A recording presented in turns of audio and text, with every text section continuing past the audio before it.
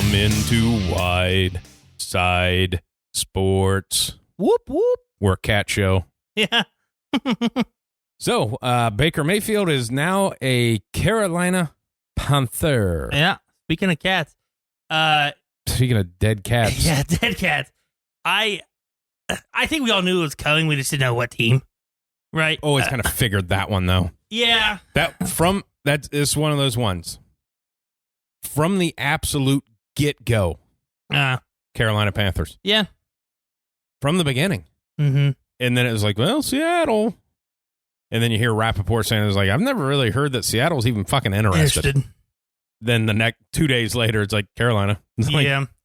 I just like, somebody tweeted out like the transition of the Panthers over the last 2 years. It was like, cuts Cam, trades for Teddy. Trades away Teddy, trades for Darnold, re-signs Cam, trades for Baker Mayfield. It's like, what the hell? And then and Darnold, I mean, Darnold sucks. Because the way Baker did it and what the Browns are picking up, Baker knocked $3 million off his guaranteed, which is fucking absurd to do. Yeah. But, you know, he wanted it out. Yeah.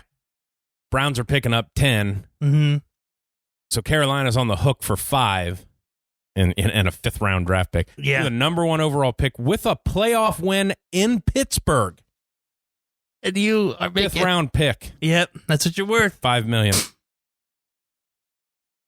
Sam Darnold's making 19 next year. Yep. Who's starting? Fully guaranteed.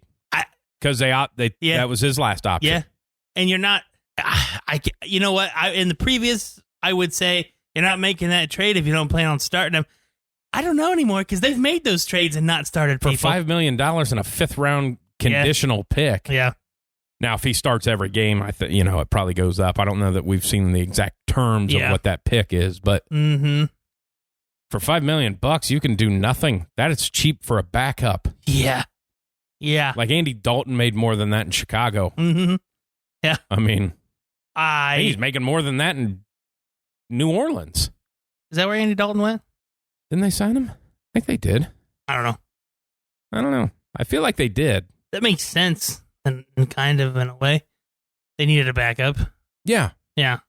Well, because at that point in time, they had 0 quarterbacks on the roster. Now they got old Jabu.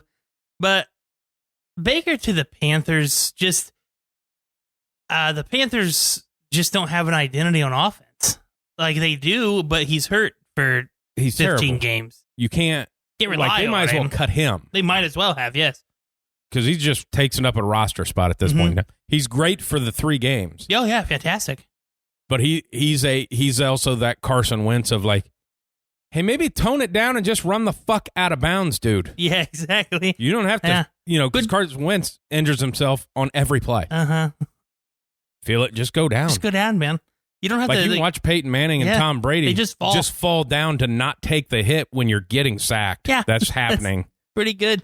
Nobody said shit about that to them because they're like, yeah, that's why they played for forever. Yeah. That's why Tom's still in the goddamn Got to be league. on the field. You can't be I want to be the best. It's like, well, you got to play.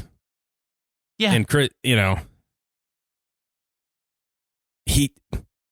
it's just stupid shit of like, hey, there's 5 defensive guys right there, and you tried to run over all of them at the same time. With a juke move and a spin. No wonder you pulled your hamstring. Yeah.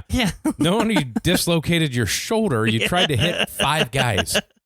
At one time. At the 40-yard line after you already picked up the first down. Yeah. Maybe slide. You just go down. Yeah. You don't have to slide. You can just kind of dive it down. But you're right. They should cut him with his because he signed that massive fucking contract.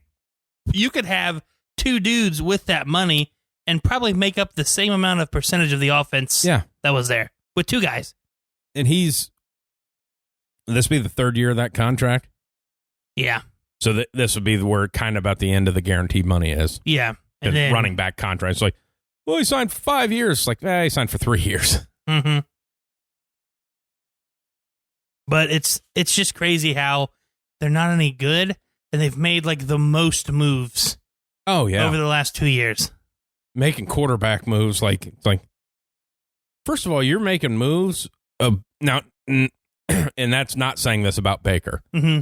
But everything else he does, you're making moves for quarterbacks that have failed. Yeah. Like Sam Darnold was never a success. No. he got a chance because he played for the Jets. Yep. And people's like, well, maybe That's they just why. suck so bad. Like, no, he's also pretty bad and likes to throw it to the other team. Yeah. Like, I mean, after like the first 6 games last year, you're like, yeah, it wasn't the Jets. It was just him. And Teddy was as good as you were going to get until you found one in a draft. Uh-huh. And you fucked him away because I just can't do it. It's like, no, Teddy get you 9-10 wins. Mm. If you with your roster. Mm-hmm. Not he's going to lead you down, but if your defense is good, yeah, he's not going to lose fucking games for you. Don't say that. The fucking Broncos suck. They're going to suck this year, too. No, I'm not saying that they won't. I'm just saying he's a better option than Sam Darnold. Yeah, he's not going to. Yeah. He's not going to go out there and throw 4 fucking picks and no touchdowns. Like, no, I'm saying he did that. That's the only reason I know that. Yeah, but the Broncos roster is fucking garbage. That's fine. You always say it's good. Oh, we got all the pieces. No, you don't. We have all the pieces. You have no pieces. We have enough Your quarterback pieces. sucks cock. That I don't know. I mean, For money is what I've heard. Really? It's an article? Had to buy the Let's Ride trademark. I'm getting a shirt. That's right. I know you will. Should have been the one that I designed. It should have been. No, I agree with you. Teddy's the better option there because he doesn't cost $19 million. And he's a professional. Yeah. He's not a jackass. He doesn't bitch every time something goes on or whine on the sidelines. No, I'm with you on that one. I just, everybody was wanting that starter in Carolina. Actually, the coach had to make something of a move, and that was the move he made, and it hasn't paid off. It's terrible. Again, he had to make another move because his contract is now up after this year. So if they don't win with Baker, then he's gone now too. So he had to do something. Oh, yeah. Well, that's the one thing, too, of like bringing up with Sam of like, because that is a conversation people are having. Well, if he's making 19, Baker's making 5, who's going to start? Like, they signed Cam Newton on a Thursday and played him on a fucking Sunday. Yeah. In the NFL. Yeah. The guy knew like 10 plays. And just kind of said, most of them were running plays. Yeah. All right, well, we'll just make it work. And I want to say their next game was on a Thursday night. Yeah. Like in 10 days, he played 2 NFL games. Yeah. It was like, well, he played in Carolina. No. Not for that coaching staff. Not for that guy at all. Not in that offense. No, he would have had a better time to do that with like Washington. Who had that coaching staff. Yeah. That would have been better for him.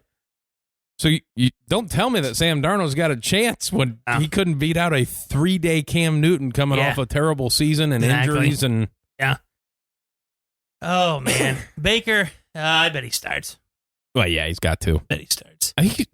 Carolina and Cleveland week 1 though. But it's in Carolina it doesn't though. Fucking matter.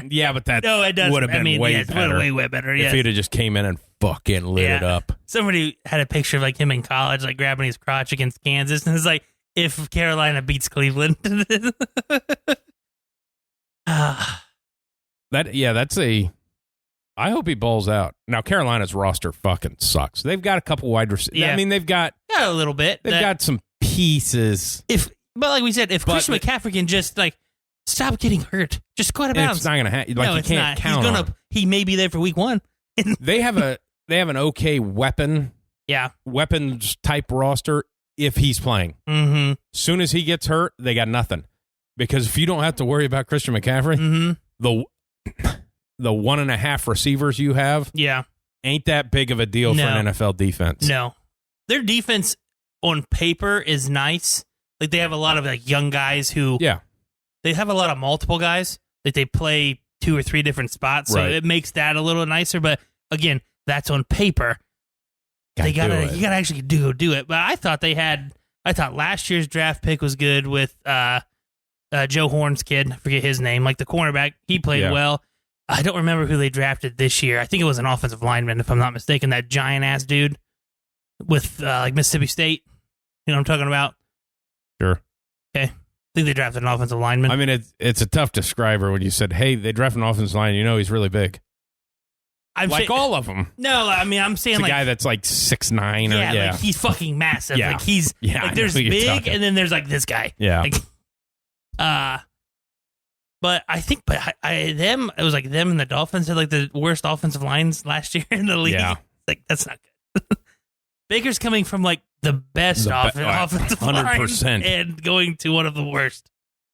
And that's the other one is the freaking Mustache McAdoo being his offensive coordinator of like, two goofy fuckers are. Yep, fucking mustache ride guy and Baker that Baker. Nobody knows. Well, he had Freddie He's Kitchens. a good quarterback. He had Freddie Kitchens in OC, so he can deal with old Mustache Magoo. Run a quarterback sneak. It's fucking 3rd down and 20. 4th down, they ran a draw in Cleveland. Yeah. Everybody forgets that. It wasn't like it was 4th and 1. No, like 4th and 9. Let's run a draw. They won't be expecting this. No. Well, yeah, because you only need a couple guys. Oh, Ben McAdoo. I forgot he was on their staff now. What a weird dude. Yeah. Remember that transition he made with from the OC to the head coach where he slicked his hair back and looked like a greaser? That was weird. Then just start talking shit on everybody. On everybody. Well, that was they brought up stuff about something McAdoo said when he's talking about draft classes and stuff, what he said about Baker Mayfield. And he's, something like he had all the quarterbacks rated ahead of Mayfield. Uh-huh. And they were running that as it was a slam. Yeah. But then you read the whole thing, it's like, oh, that's like what anybody who drafted a quarterback would say about the quarterbacks of I had this guy, I just had these guys rated higher. Uh-huh. That's it. Bottom line is you don't fucking know. Yeah. Because one of those guys is Josh Rosen, I believe. Yeah. Coming out of college, he was one of the best ones. 100%. He wasn't, people want to joke about it now. You didn't fucking know what Josh Allen was going to be. You didn't know. Nobody in their right fucking mind knew that Lamar Jackson was going to do this. There was one team that knew what Josh Allen could be. And they're the team that drafted him and gave him years to grow into that. Where other teams, if Cleveland would have drafted Josh Allen and he would have played the way he played in Buffalo that first year, they'd have done the same fucking thing to him and cut him. And basically his career would have been over because he'd have never caught on. Yeah. Yeah. And now you're looking at the guy of, I know the whole Kyler thing, but right now Josh Allen is the guy. Mm-hmm. I mean, guy runs power. It's him and Patrick Mahomes. It's those are the two. Yeah. And then throw old Joey B in there too. Not yet. Yeah, they all three play with the same swagger. I mean, you're talking about the big dicks swinging. Yeah. I'm just talking about quarterback playing. It comes with the job though. No, yeah, but what I'm saying is he was fucking hot garbage his rookie year in Buffalo. Oh, you're talking about if he'd have been drafted by Cleveland, they'd have been already running him out of town. Yes. And then you never get another chance. You never get to see Josh Allen because once you get a first-round draft pick, number one draft pick, ran out of town, your next spot, you better be fucking from the get-go. Yep. Because then as soon as you get benched again, your career's over. You're a backup. Well, I'm pretty sure Sam Darnold was the other quarterback taken that year, right? Yeah, he was. Okay. It's funny. Yeah, it was Lamar. It was Josh. It was, it's tough to say. Josh Rosen to the Cardinals. Yeah. And Lamar, you can't say I like Lamar and what Baltimore's done. I hate Baltimore. Mm-hmm. But they let him be him, and they sculpted their offense. There's not a whole lot of teams who would do that. Yeah. Yeah, you pluck him and put him in anybody else's offense. No. It's not going to work. No, most people don't like to change. No. Especially in the NFL. It's you do what we do. The only one that changes is Bill Belichick, just has to be the best at it. Yeah. Everybody's like, nope, this is our offense. I don't give a shit if you can't throw the ball on a laser 75 yards down the field. That's what we're going to do. Yeah.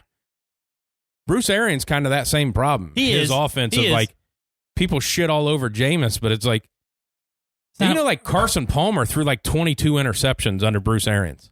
Look at Brady his first year. That's Carson fucking Palmer. Yeah. Well, look at Brady his first year. Halfway through the season, said, I'm not fucking doing this anymore. Yeah. And then all of a sudden, whoop.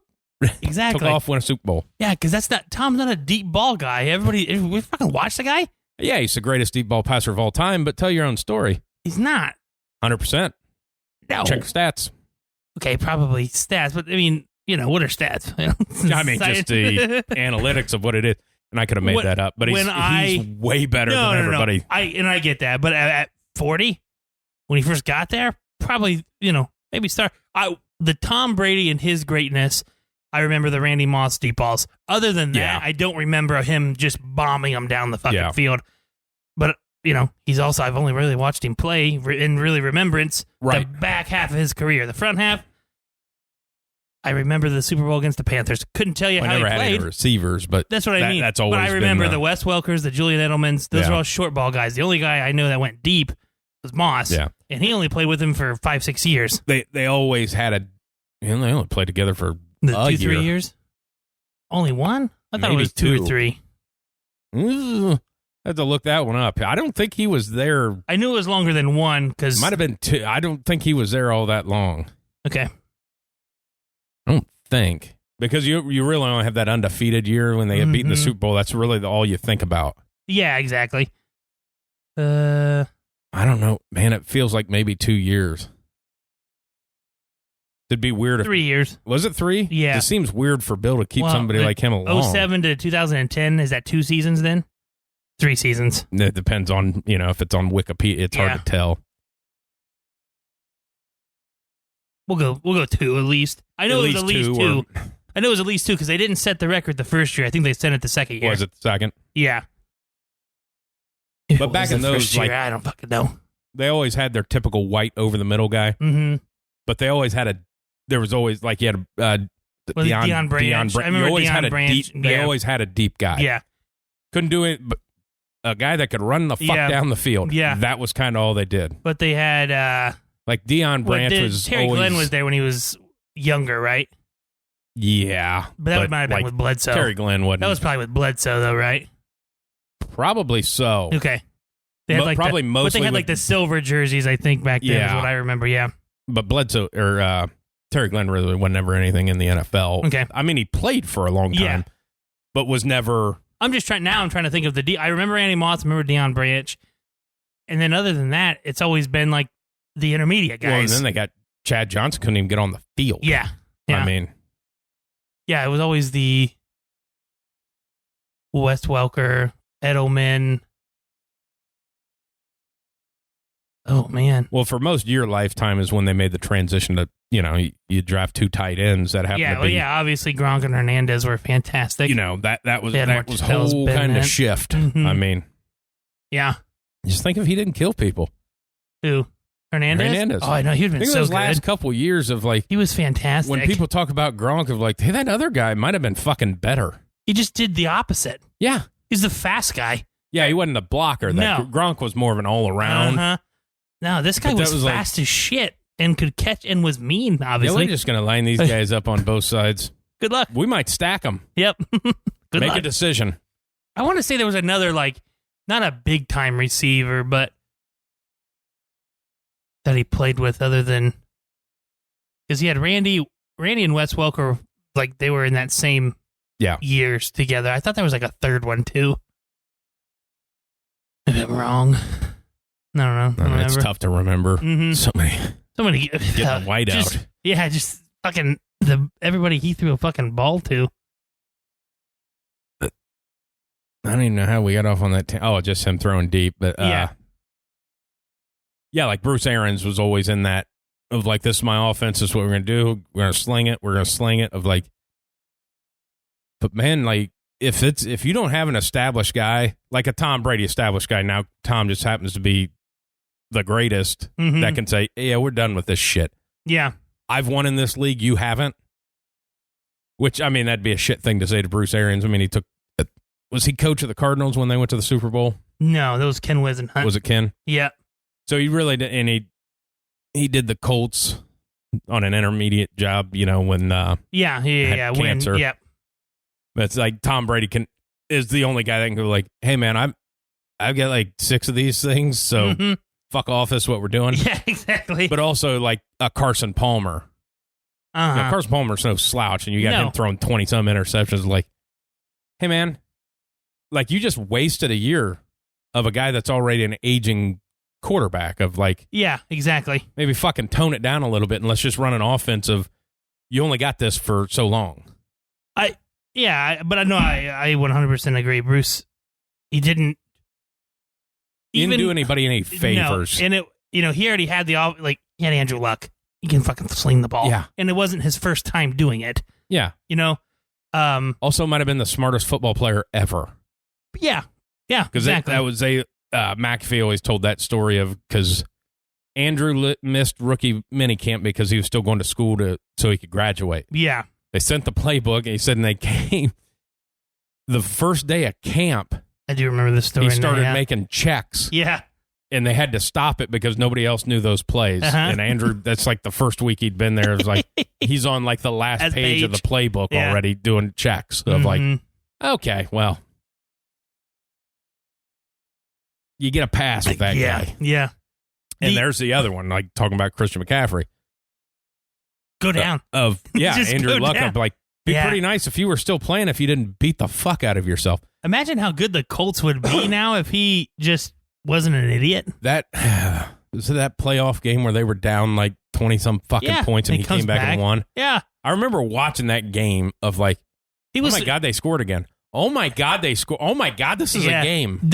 He was one of the guys that I fucking hated because he didn't do anything wrong, but he was so good. And he didn't, other than his, I know this is weird to say, other than his smarts, he had a decent arm. He didn't really do anything spectacular. Yeah. And it's like, I don't like him. He shouldn't be as good as he fucking is, but he's tearing it up right now. And he's got bullshit. And he just has that goofball look. And then when you can hear him breathe during the game, like that's just like, plays out the full neck beard. He doesn't trim anything. Just goes with it. Man. He probably didn't because he's not an idiot, but I feel like he just got really fat and enjoys his life now. He's super skinny. That's what I thought. But, in my mind, he's fat. Because they did whatever they did. He was at a game last year. It might have been the national championship game or something like that. Was in Indianapolis, wasn't it? Yeah, because his dad does something with the NCAA, right? Yeah, something like, because he was a athletic director for West Virginia and a couple places. And they did... I know they did something where they showed Andrew Luck on the field, and then it all went up of like, he's in Indianapolis. Like, well, he fucking has a house there. So. Yeah, he probably is in Indianapolis. For sure. He's at the stadium. He's talking. He's coming back, and then it's like, what part of this picture says he's coming back? He looks like he weighs 175 fucking pounds. Like he just looked skinny, Yeah, and he's like what 6'5"? Yeah. And that's like that weird skinny look, like 6'5", 200 pounds. Like, well, that's pretty big. It's like, no, it's not. No, he should be 250. Yeah. No, he was always fun to watch. Though, just because it was like watching your dumb cousin go out there and ball out. Yeah. That's all it was. Okay, I'll run it. Yeah. Well, don't do it. Put me in, coach. You mean run linebacker? Give me the ball. He was fun, but the coaches just don't want to change their offense for their players. And I one of them, it's probably why Cleveland has always been so goddamn bad. You can say that they've never really drafted the right guys, but they've really never given them an opportunity to be good. Yeah. It's always been an offensive line issue. They've got that fixed. Now what's your excuse? What happens when Deshaun Watson, if he even plays ever for the Cleveland Browns, goes in there and doesn't really do what he did in Houston? Whose fault is it? We don't know. That he's going to continue the same success that he had. He hasn't played in over a year. Yeah, and it's not something that you just pick back up. Yeah, because he also wasn't practicing. He really wasn't welcome to practice with the team. Yeah. Like, he just kind of had to do his own thing. So it's not, might be throwing routes and stuff, but to, like, maybe the local college kids or, it's not like he was doing NFL shit. Yeah, I just want to know all the excuses next. Of why. Why it didn't work out. It'd be something. It'd be like, oh, that guy was offsides when he blocked that kick. It's like, well, you went 4-13. Yeah. So, but if you want to blame your whole season on a blocked kick in the fucking third week, and that's what caused you to lose, or the fact that you're spending $63 million on quarterback and Jacoby Brissett is your starter. Yeah. Now I knew it was always going to happen, but does the trade during the week of like the hearings are supposed to come out, do you think that has anything to do with anything? Nope. Okay. I did hear something, and it was a big rumor. I think it's all rumors. I think the NFL is pretty tight when it comes to that shit. And this was a rumor that I heard from one of the, I want to say she is a Fox lady, but she is like Cleveland's like Fox. Hot?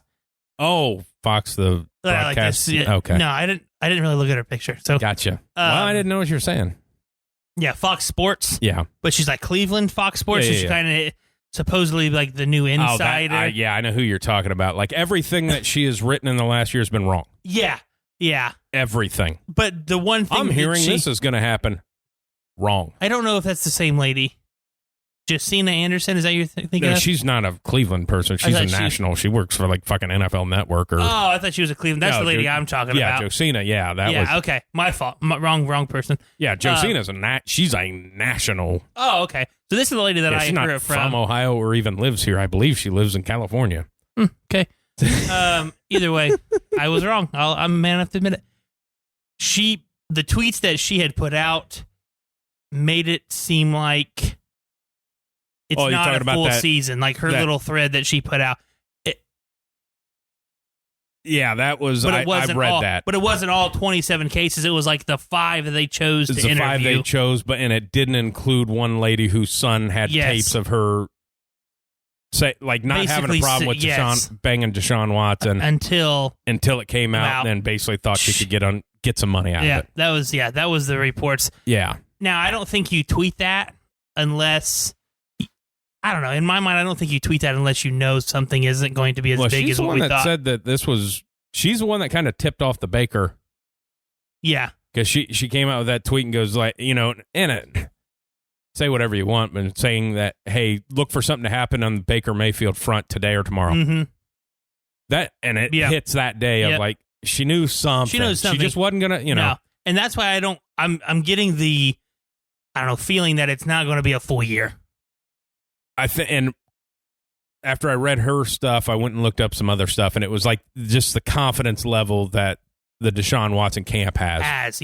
Like, hey, it went really well. Yeah. That doesn't mean jack shit. No, it means nothing to the actual. Could have went well, which just means you didn't get bitched at. I mean, hey, it felt like it went well. But yeah, she sat there and listened. Yeah, I to me, it's. But on the normal talk, the Baker thing was just fucking done. Yeah. I don't think that had anything to do with the Deshaun Watson. Hey, we think he's not getting a full year. Let's get rid of Baker. They were getting rid of Baker. No, Baker I know that. Yeah. That's what I meant. I mean, that's what I said. I knew it was going to happen no matter what. Yeah. I was just more of like the timing of it is like. I think the timing of it is you got to pay attention of like fucking camps report in like a week and a half. Okay. All right. I mean, no, you're right. That's a weird thing to think about, but like, hey, like a week and a half, the first fucking training camps open up. Yeah. Mm-hmm.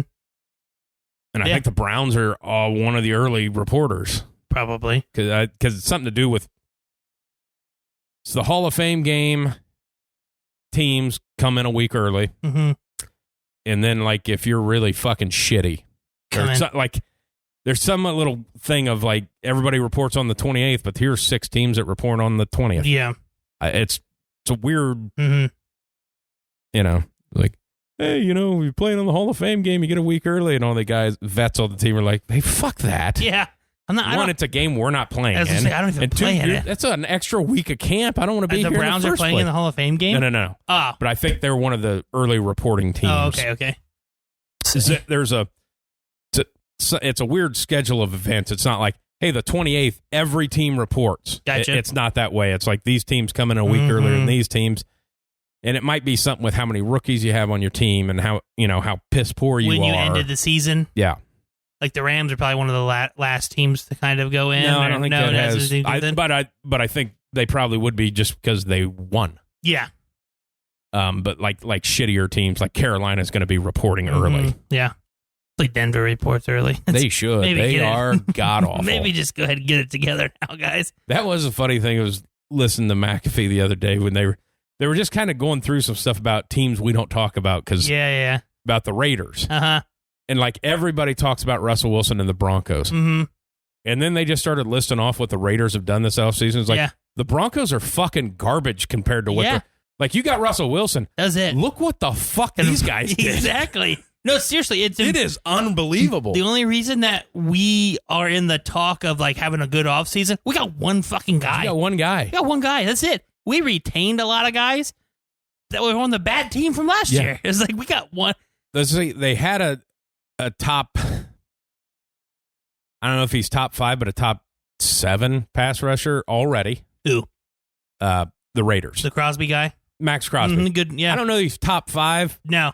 He's top. I think but he's inside the top 10. Yep. Because he is a menace. Yeah, he is. It just sucks. And then they signed Chandler Jones. Yeah, that's fucking And then cool. they signed the best receiver in the NFL. I hate the Raiders, too. But it's just like, when you list it out, it's like, motherfucker, they did some shit. They did some shit. Let's hopefully it pays off for him. You don't know. No, you got to survive Vegas, which they have struggled to do. Yes, a Jones in Vegas is kind of crazy. John's going to be having a hell of a time. I've never really been one of the guys of all the teams in my division. I don't really care for them, but I never really hated the Raiders. I've always hated the fucking Chargers and the Chiefs. We've always beaten the Raiders. It's never really been like a since I've been alive, at least.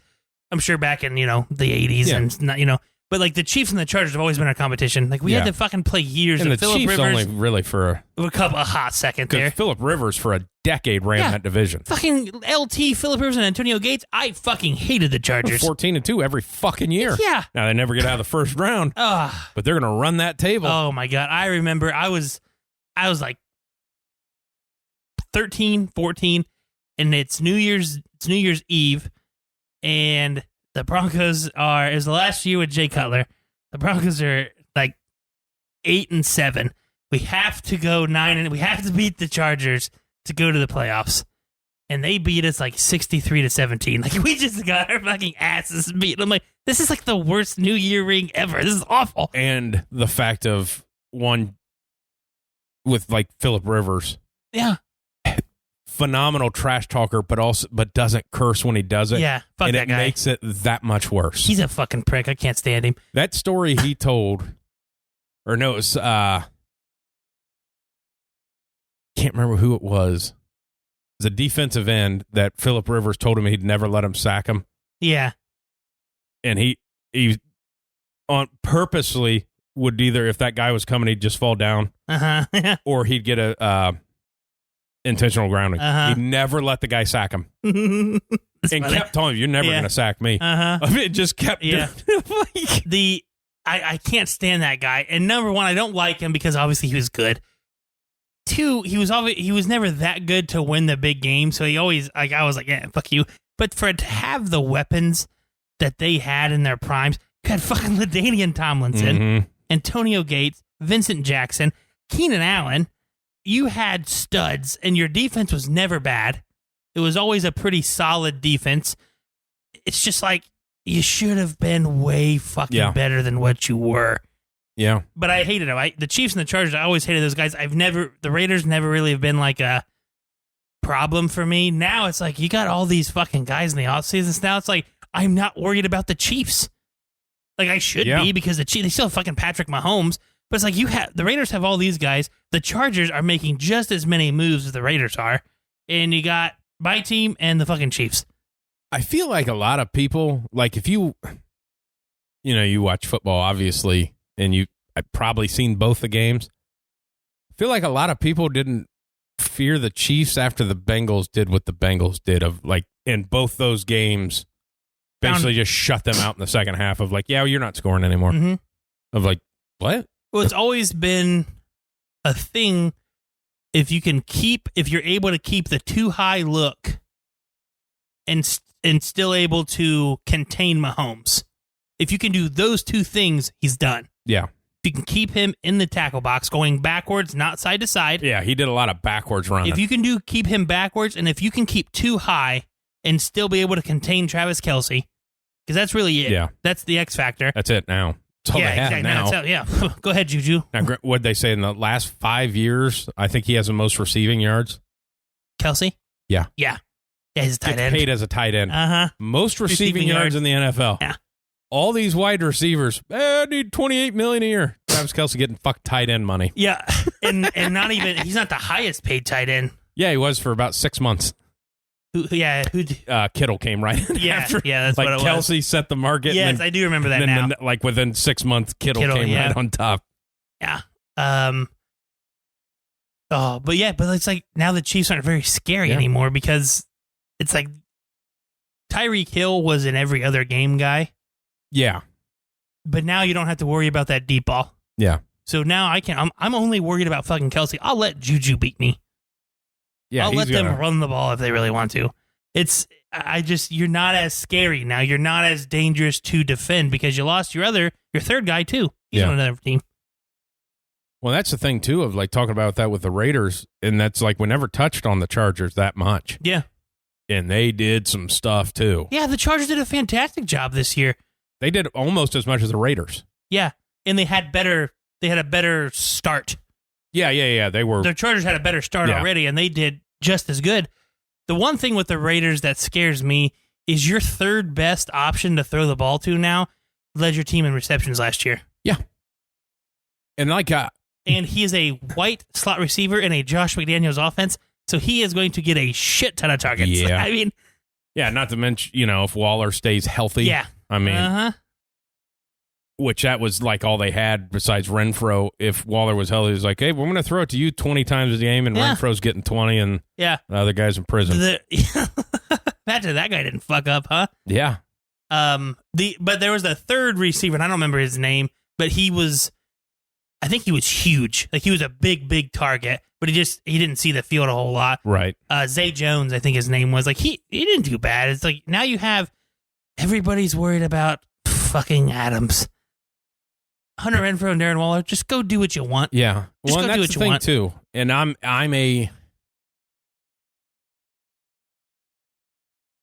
gonna have to see it from Devontae. Mm-hmm. A lot of receivers with huge numbers have left Green Bay and then not done much. He's not going to have the same numbers. He doesn't have Aaron Rodgers. No, he doesn't have Aaron Rodgers. It's a two-way. But then again, and the reason me saying that of like Carr doesn't get enough credit. Like people shit all over. Like he was 2 weeks away from MVP if he doesn't get hurt. Yeah. He was the MVP. He was better than everybody. He's also been 2 weeks away of being traded multiple times in his career for no reason. No reason. He's not as good as Aaron Rodgers. Now, granted that John Gruden was there. Yes. And he just train wrecks teams. He's not as good as Rodgers. No, obviously no. not. The only issue that I have with him is if he's going to try to force it. Aaron could force it with Devontae. Yeah. Because he knew he could throw it back shoulder, he could throw it short, and he'd stop. He knew where to put the ball. Carr's not that talented enough to force the ball to him. Gotcha. That's my opinion. He's not that pinpoint. He's not that like pinpoint he's accurate, but not he's not that accurate. So when he's trying to force the ball to Adams just to make sure he gets his touches, it's going to be ugly. I would say it's like they're going to get. I mean, obviously they played college together. They're college roommates. So I think there's going to be a little bit. Mm-hmm.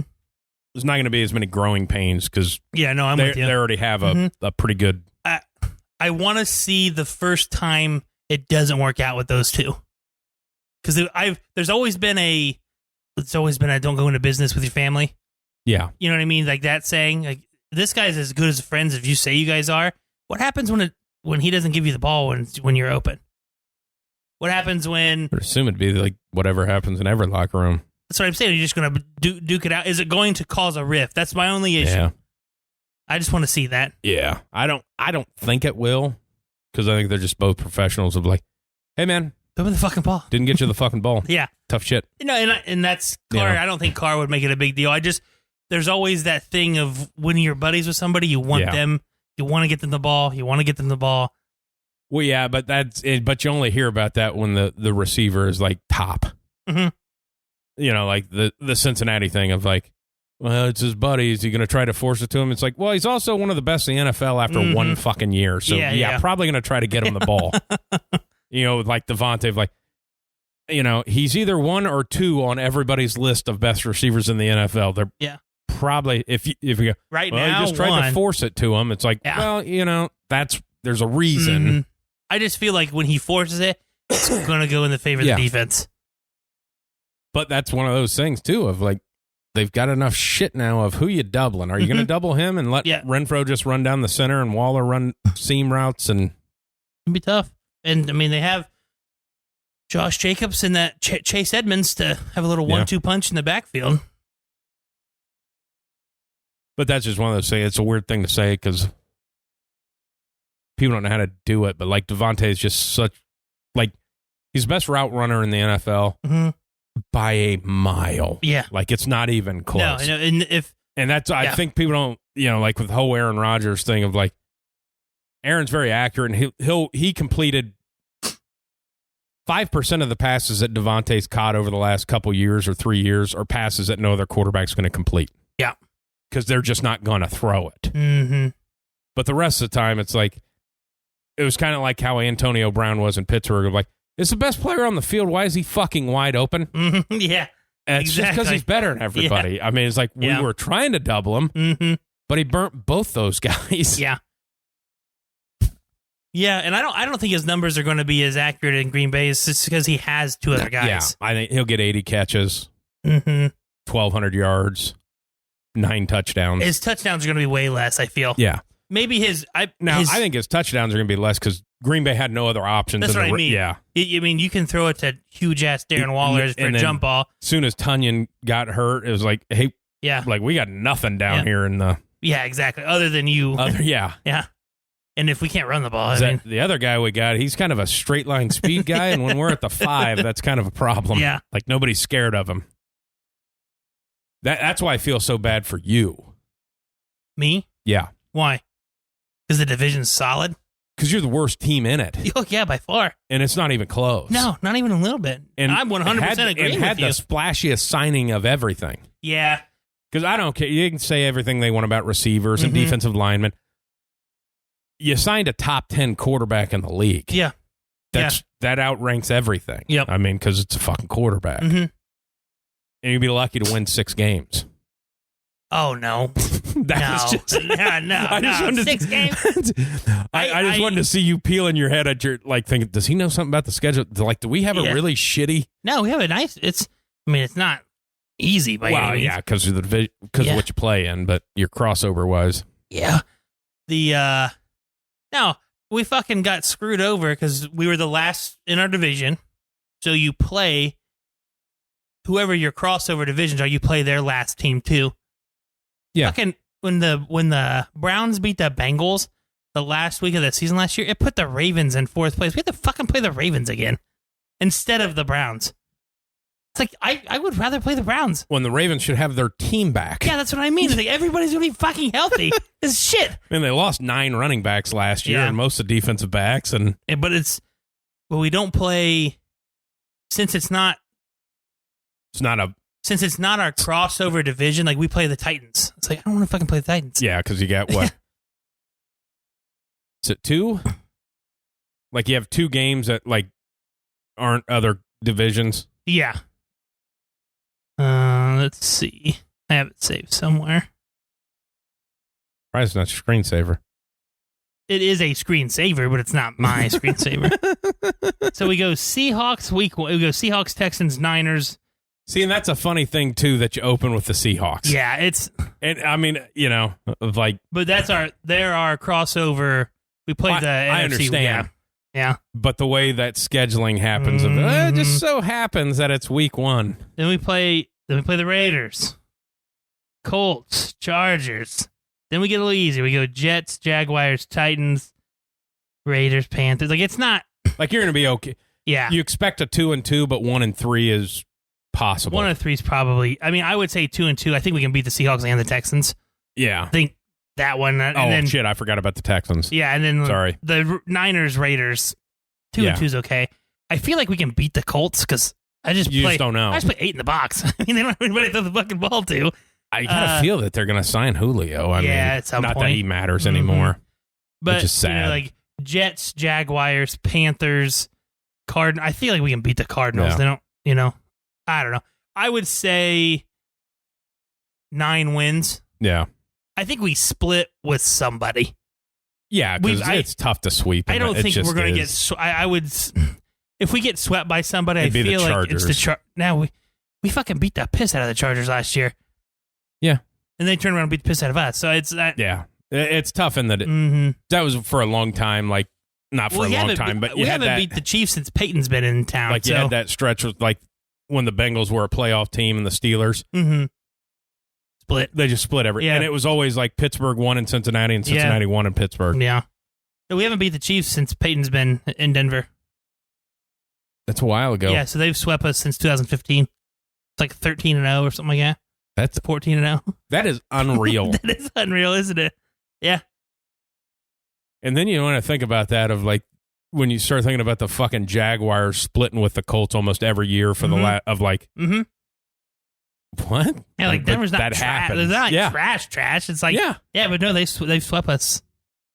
I think we talked about this before too of like with how bad the Jets were, like their fucking first 8 games or first 9 games is like tough. They have a tough schedule. It's unreal. And I think that was because one guy said, they're probably going to start 1-8. Yeah. And everybody was shitting all over them. Like, look at their schedule. It's like Patriots, Bills, Chiefs, Dolphins. Yeah. So it's like, name your wins here. Yeah, exactly. It was a McAfee segment, and I couldn't even tell you. It was just a clip I saw, and they were going through like the offenses. And like, what's the most expensive offense? Did you see the clip? Yeah. Okay. The fucking Lions have the most expensive offense in the NFL. Now, granted, they also all of their offensive linemen are locked up for like 3 years or 4 years or something like that. So that's a majority of their money went to their offensive line. But still, the Detroit Lions have the most expensive offense in the NFL. $63 million, I think. $163 million. And they have nobody. No. Like, their offensive line is their best offense. Yeah. The fact that they weren't in the Baker Mayfield, I mean, now granted, they've got so much money tied up. There's nothing you could do about it. But that's how much Goff is worth killing them. Not worth. Well, then, in that segment, I like that with Foxy because he's the Detroit guy going of, no. Goff eats up all this. We play really bad and we get Bryce Young or we get, Yeah. Yeah, here's the Jets. September 11th, their opening game. It starts Ravens, Browns, Bengals, Steelers. That's their start? They play all 4? They play the whole AFC North the first 4 weeks? That's not right, is it? This is what it says. September 11th. Now, this is just a Google one. It's not their actual team site. Oh, okay. September 11th, Ravens. September 18th, Browns. September 25th, Bengals. October 2nd, Steelers. That's so weird. That's how they start off. And then it's the Dolphins, who's gotten better. Then they play the Packers. Then they play the Broncos. Then they play the Patriots. Then they play the Bills. Dude, that is right. That's so fucking weird. And then they play the Patriots again. Then they finally play the fucking Bears. That's a terrible schedule. That's the weirdest schedule I've ever seen in my entire life. And they're so terrible. Like, you're supposed to get the easiest draw. Yeah. Now, granted, you get the AFC North, which is just a tough division to play. Yeah. And you get to open up with all 4? That's awful. They got fucked on their schedule. I've never seen a team. Yeah, I've never seen that. They sweep through a division. Yeah, I've never seen that happen. Dolphins. Hell, they play all 3 of their. Oh, no, never mind. I can't read. Yeah, in 5 weeks they play their first 3 opponents in their own division. Yeah, that's crazy. Now there's a bye in here, but they go on a run that goes Patriots, Bills, Patriots. Yeah, dude, their schedule sucks.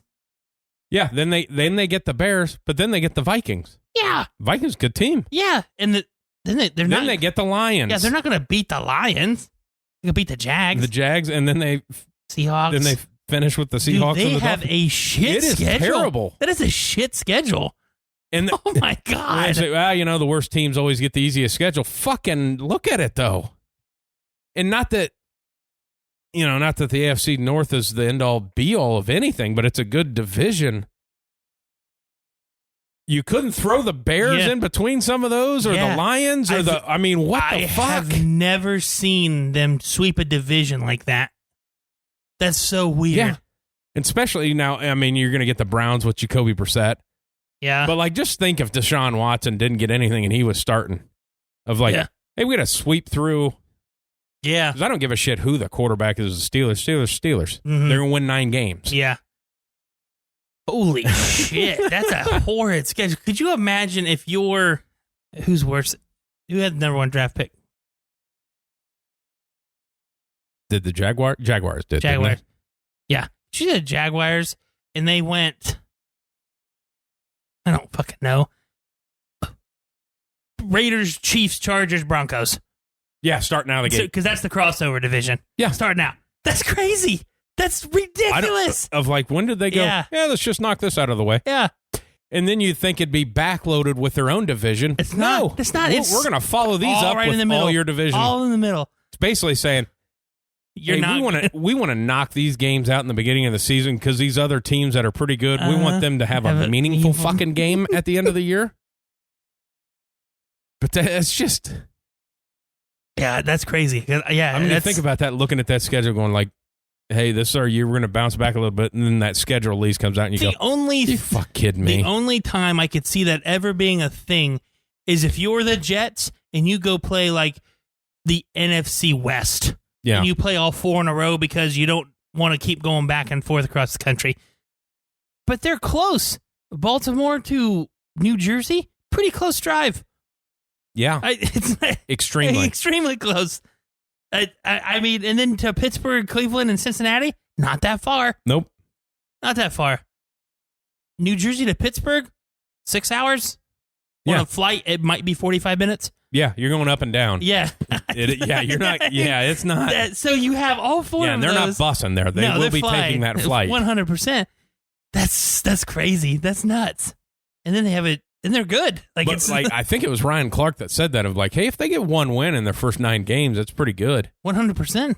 And like everybody started killing him for hating on the Jets. It's like, just look at the fucking schedule. Jesus. Speaking of Ryan Clark, that's a good little podcast that I don't know if it's a podcast, but like little show that they have. Yeah, it's him and Channing Crowder and Fred Taylor. Yeah, that's a nice. I like Channing Crowder because he just says what the fuck ever he wants to say. Yeah. He's funny about it. That is a weird thing. Did you hear the Mike Tomlin one? Yeah. Where he explains. Yeah. He's like, I was just looking at myself on the Jumbotron. Yeah. Then I seen myself and went, oh shit. And I called bullshit. I mean, that just looked too perfect. I think the way he described it is because the camera's shooting from an opposite angle, and it wasn't flipping in his head that was the side of the field. And I don't think you can make that up. Well, he's had 3 years to think about it. I get that, but it's to be something on the spot like that. Like, you're not. I don't think he would make it up. No, that's what I think if he was like, yeah, I fucked up. I feel like that's what he would do, but the story's funny. It's like, because if I saw myself on a Jumbotron, I'm fucking looking at myself too. Like, I'm like, oh, that's cool. Oh shit, that's shit. They're right behind me.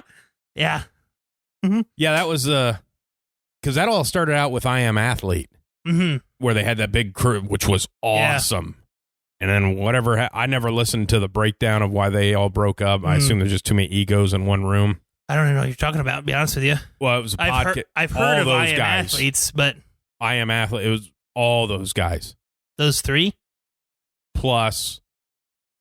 It was like Brandon Marshall. Yeah, they were all under the one. You're right. One tab, like Ocho would jump in, and because they all kind of live in the same area. Yeah, Brandon Marshall, and there's another dude that is on there with him. Yeah, too. that was I Am Athlete. They were all okay. And then something happened, and they ended up breaking up. Splitting. Okay. But then it's like, well, you brought the pivot and still have the I Am Athlete type stuff of like, okay, it worked out all right, but it's like.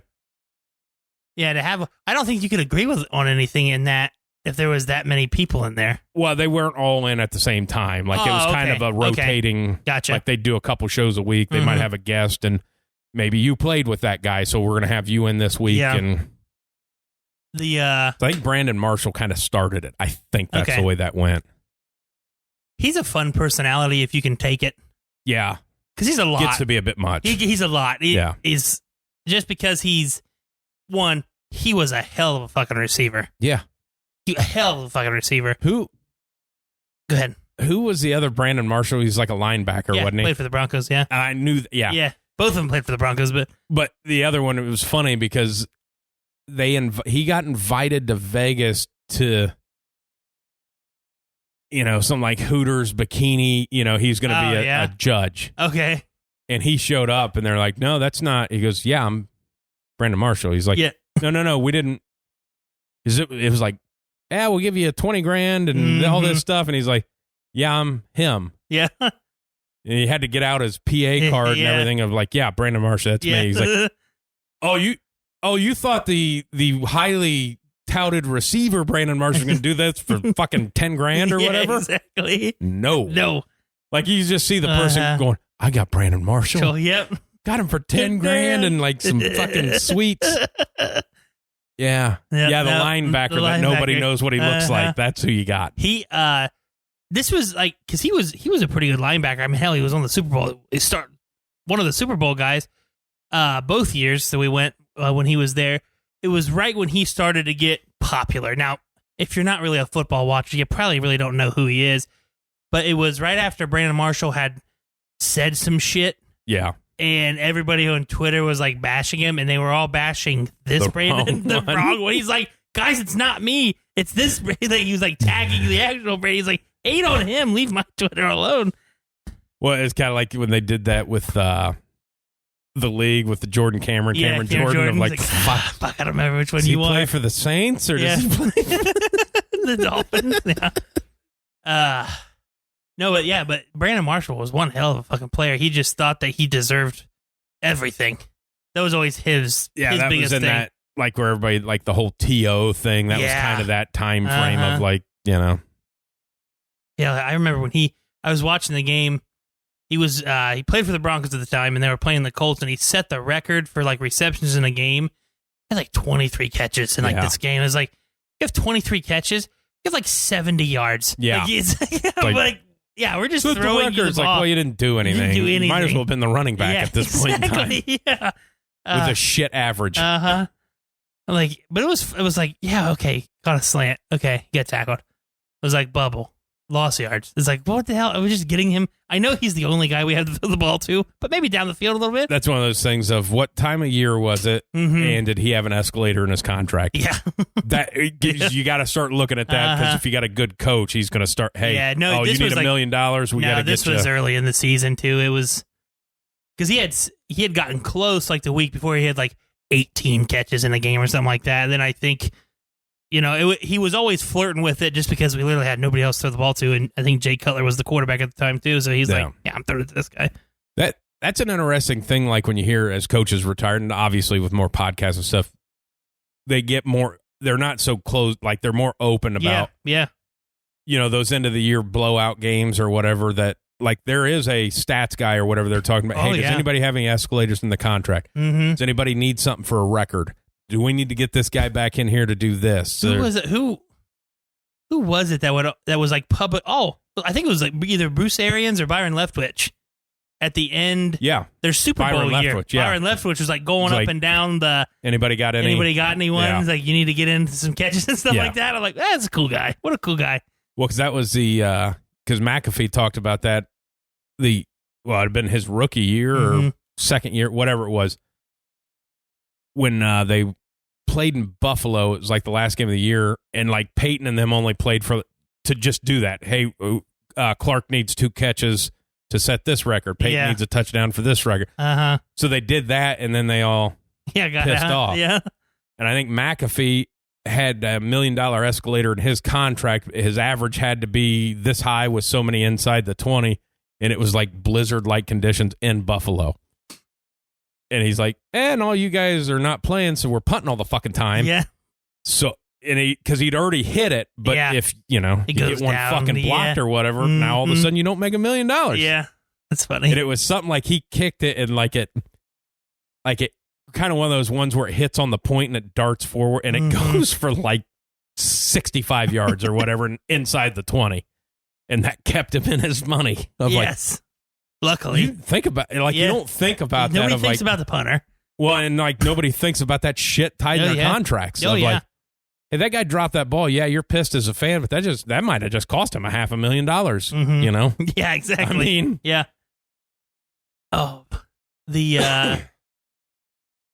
speaking of but like you said with the podcast and like people having athletes come on and they're talking about their careers and Lawan must be either in like in camp or something like that, because he hasn't been on like with Bussin' with the Boys this last week or so. Yeah, must probably must be with the team or focusing on whatever he is.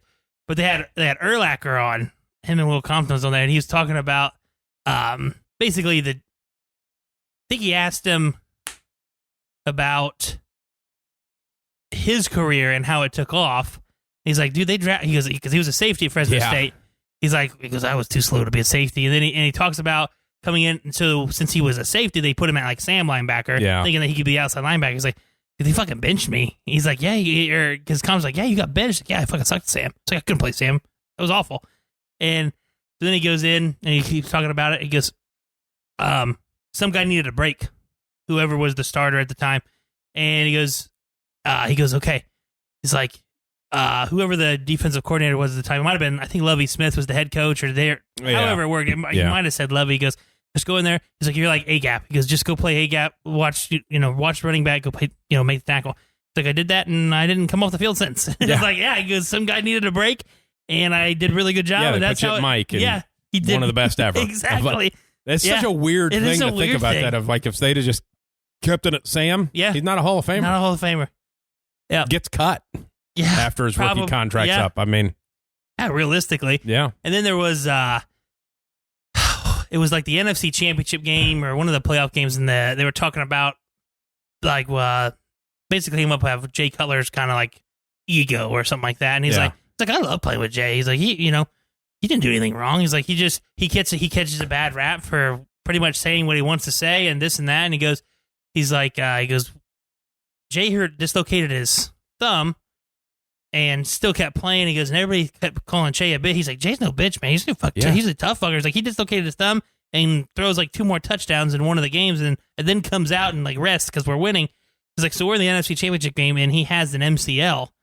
He tears his MCL during the game and he can't step into his throw. He's like, we would have lost worse if he would have stayed out there. Like he wasn't. And he goes, all the announcers are this and that. And goes, saying that he's like, yeah, Jay's no fucking bitch. He's like, he would have kept playing other than the fact that he was worse as he couldn't step into any of his throws and this and that. And he was like, then he got getting beat. But he's one because I've listened to a couple of his podcasts, Cutler's. Yeah. Oh, he has his own? Yeah. Okay. And, and he's been on some that I've listened to. But, like, I'm happy that he's talking because he's a super fucking likable guy. Yeah. Yeah. And it's just one of those ones of, not so much Denver, but Chicago painted him so piss poor. Yeah. In the NFL, like Fox and them. Hated his guts.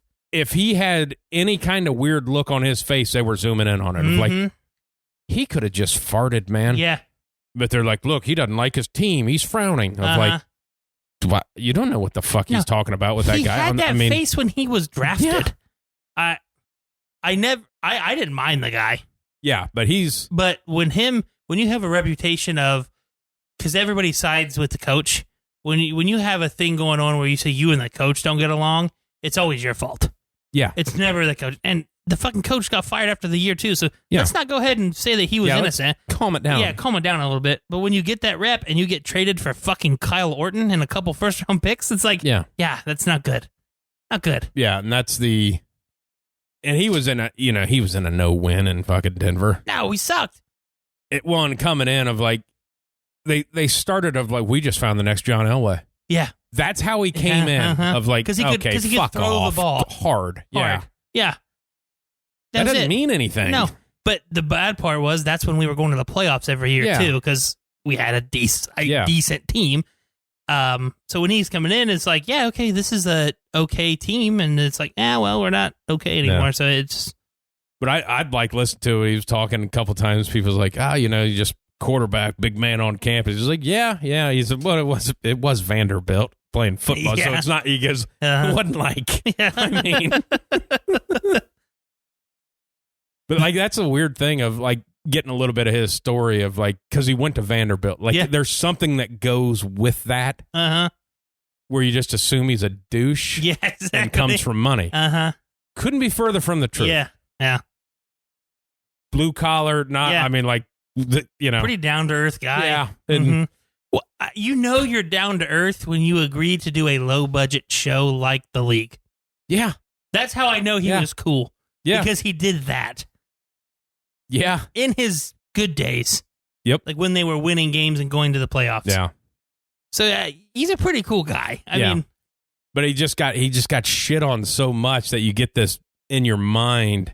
Yeah. Of like, hey, he's a hoity-toity Vanderbilt guy, and he acts like a baby on the sidelines. Like, no, I mean, that's just one of the only teams that offered him a fucking scholarship, and he just happened to be smart enough to get in. Yeah, exactly. So everybody, they always want to talk Notre Dame, Stanford, and stuff like that. Vanderbilt's very hard to get in. Very hard to get in. And then, like, they just showed him on the sidelines when he had it. He could have just been fucking thinking about something. Mm-hmm. It's like that one, like the Keanu Reeves meme. Yeah. The sad Keanu, where he's sitting on that bench. Yeah. And then because I've never paid attention to what's in his fucking hands. I don't know either. Well, I seen an interview with Keanu. He goes, I'm eating a sandwich. Oh. And then you look at his hand, you can see this, like he'd taken a bite of the sandwich and he was just sitting there chewing. And they're like, oh, sad Keanu. Was like, I'm eating a sandwich. It's funny. It's like, but you don't even think it, like, you never looked at the hand to see that he had a sandwich in it. No, you're just like, oh, why is Keanu sad? Why is he so sad sitting on a bench? Mm-hmm. Yeah, just trying to eat lunch in between takes. Yeah. And, you know. Being douchebags, taking pictures of me. Oh, Jay Cutler. Yeah, I don't know what everybody expected out of that. They expected a Hall of Famer of like, yeah, one. Calm down, because nobody makes the Hall of Fame. He got drafted to Denver right as Shanahan was going out. Like, I don't even know if he actually played a full season for Shanahan. If he did, it was 1 to maybe 2. Yeah.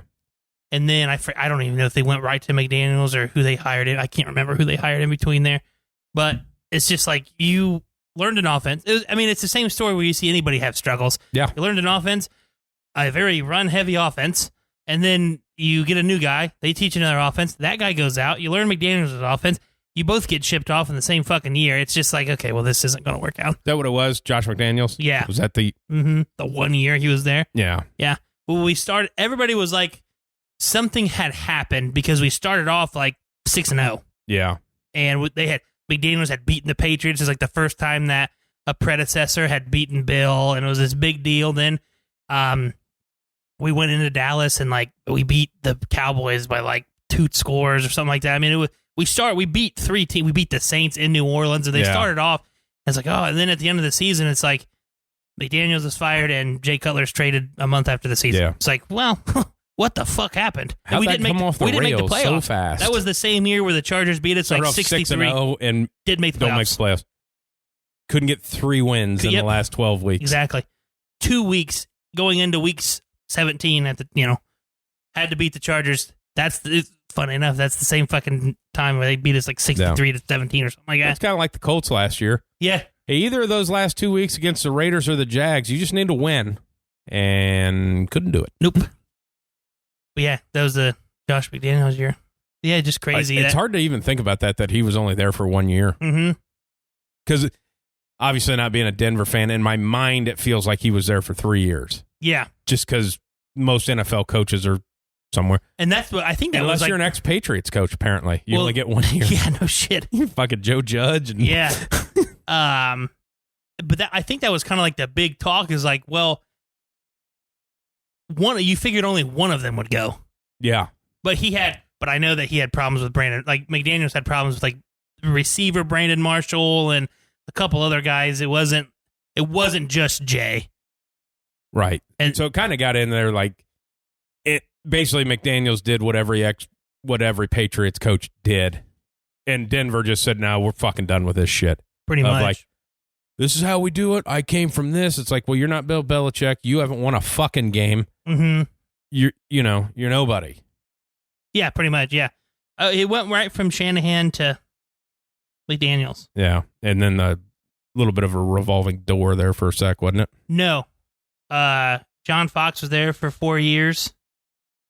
Kubiak, I guess, kind of there. Right after Kubiak, they win the Super Bowl because John Fox got fucked over. But Kubiak goes in there for the year and then has health issues. And then that's when the revolving door hits with Fangio and Vance Joseph, and now we're on the other one. Yeah. Yeah. Fun stuff. Actually, now that I'm looking at it, McDaniels was there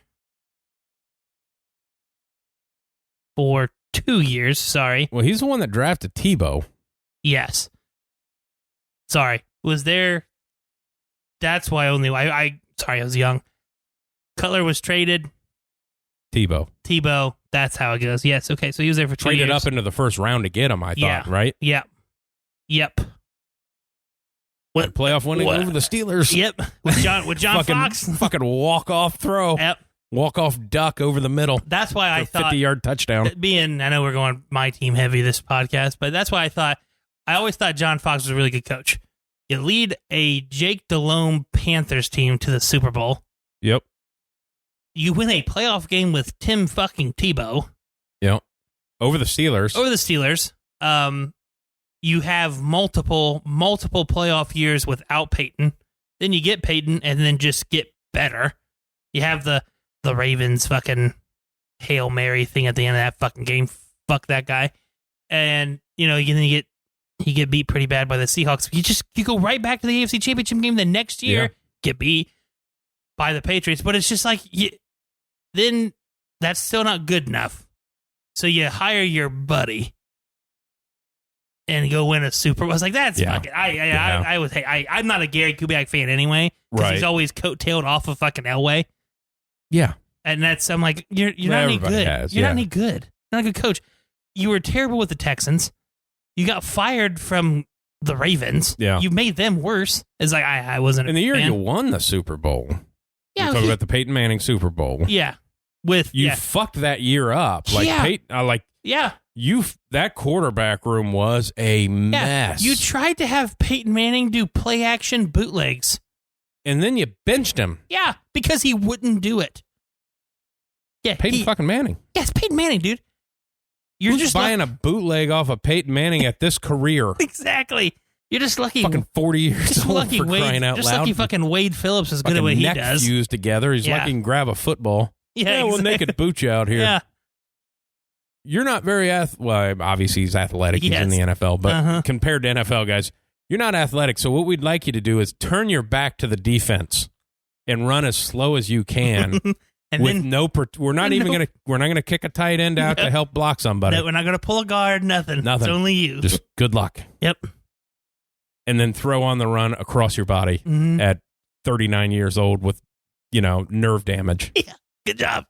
Yeah, good thing we had success there. That is the thing. Like if you go to the golf course or whatever, you see George, that is the instant under his skin. Tebow? Yeah. Obviously, biggest Steelers guy. Yeah. You bring out, he just fucking walk. I mean, that's my favorite because it was the only first. Tim Tebow can beat the Steelers in the playoffs. I mean, it's a thing it's with him. It's a thing with him. That's funny. It's Well, it's funny. I remember that game because being my mom and sister there and my dad, they're big Steelers fans. So it was always fun to watch my team beat their team. The fact that I went into overtime, I was shocked. Anyway, I was like, this game's not even... I didn't watch the first half. We were like lunch or something. I'm like, it shouldn't even be a game. We're terrible. Like, what the hell are we doing this for? Then I end up watching the second half going to the playoffs.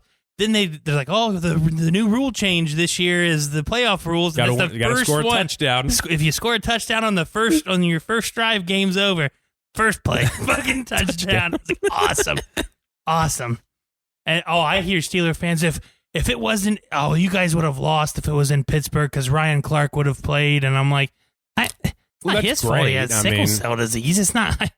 It's not. Win your division, you would have been. So yeah, Denver won their division at 8-8 that year.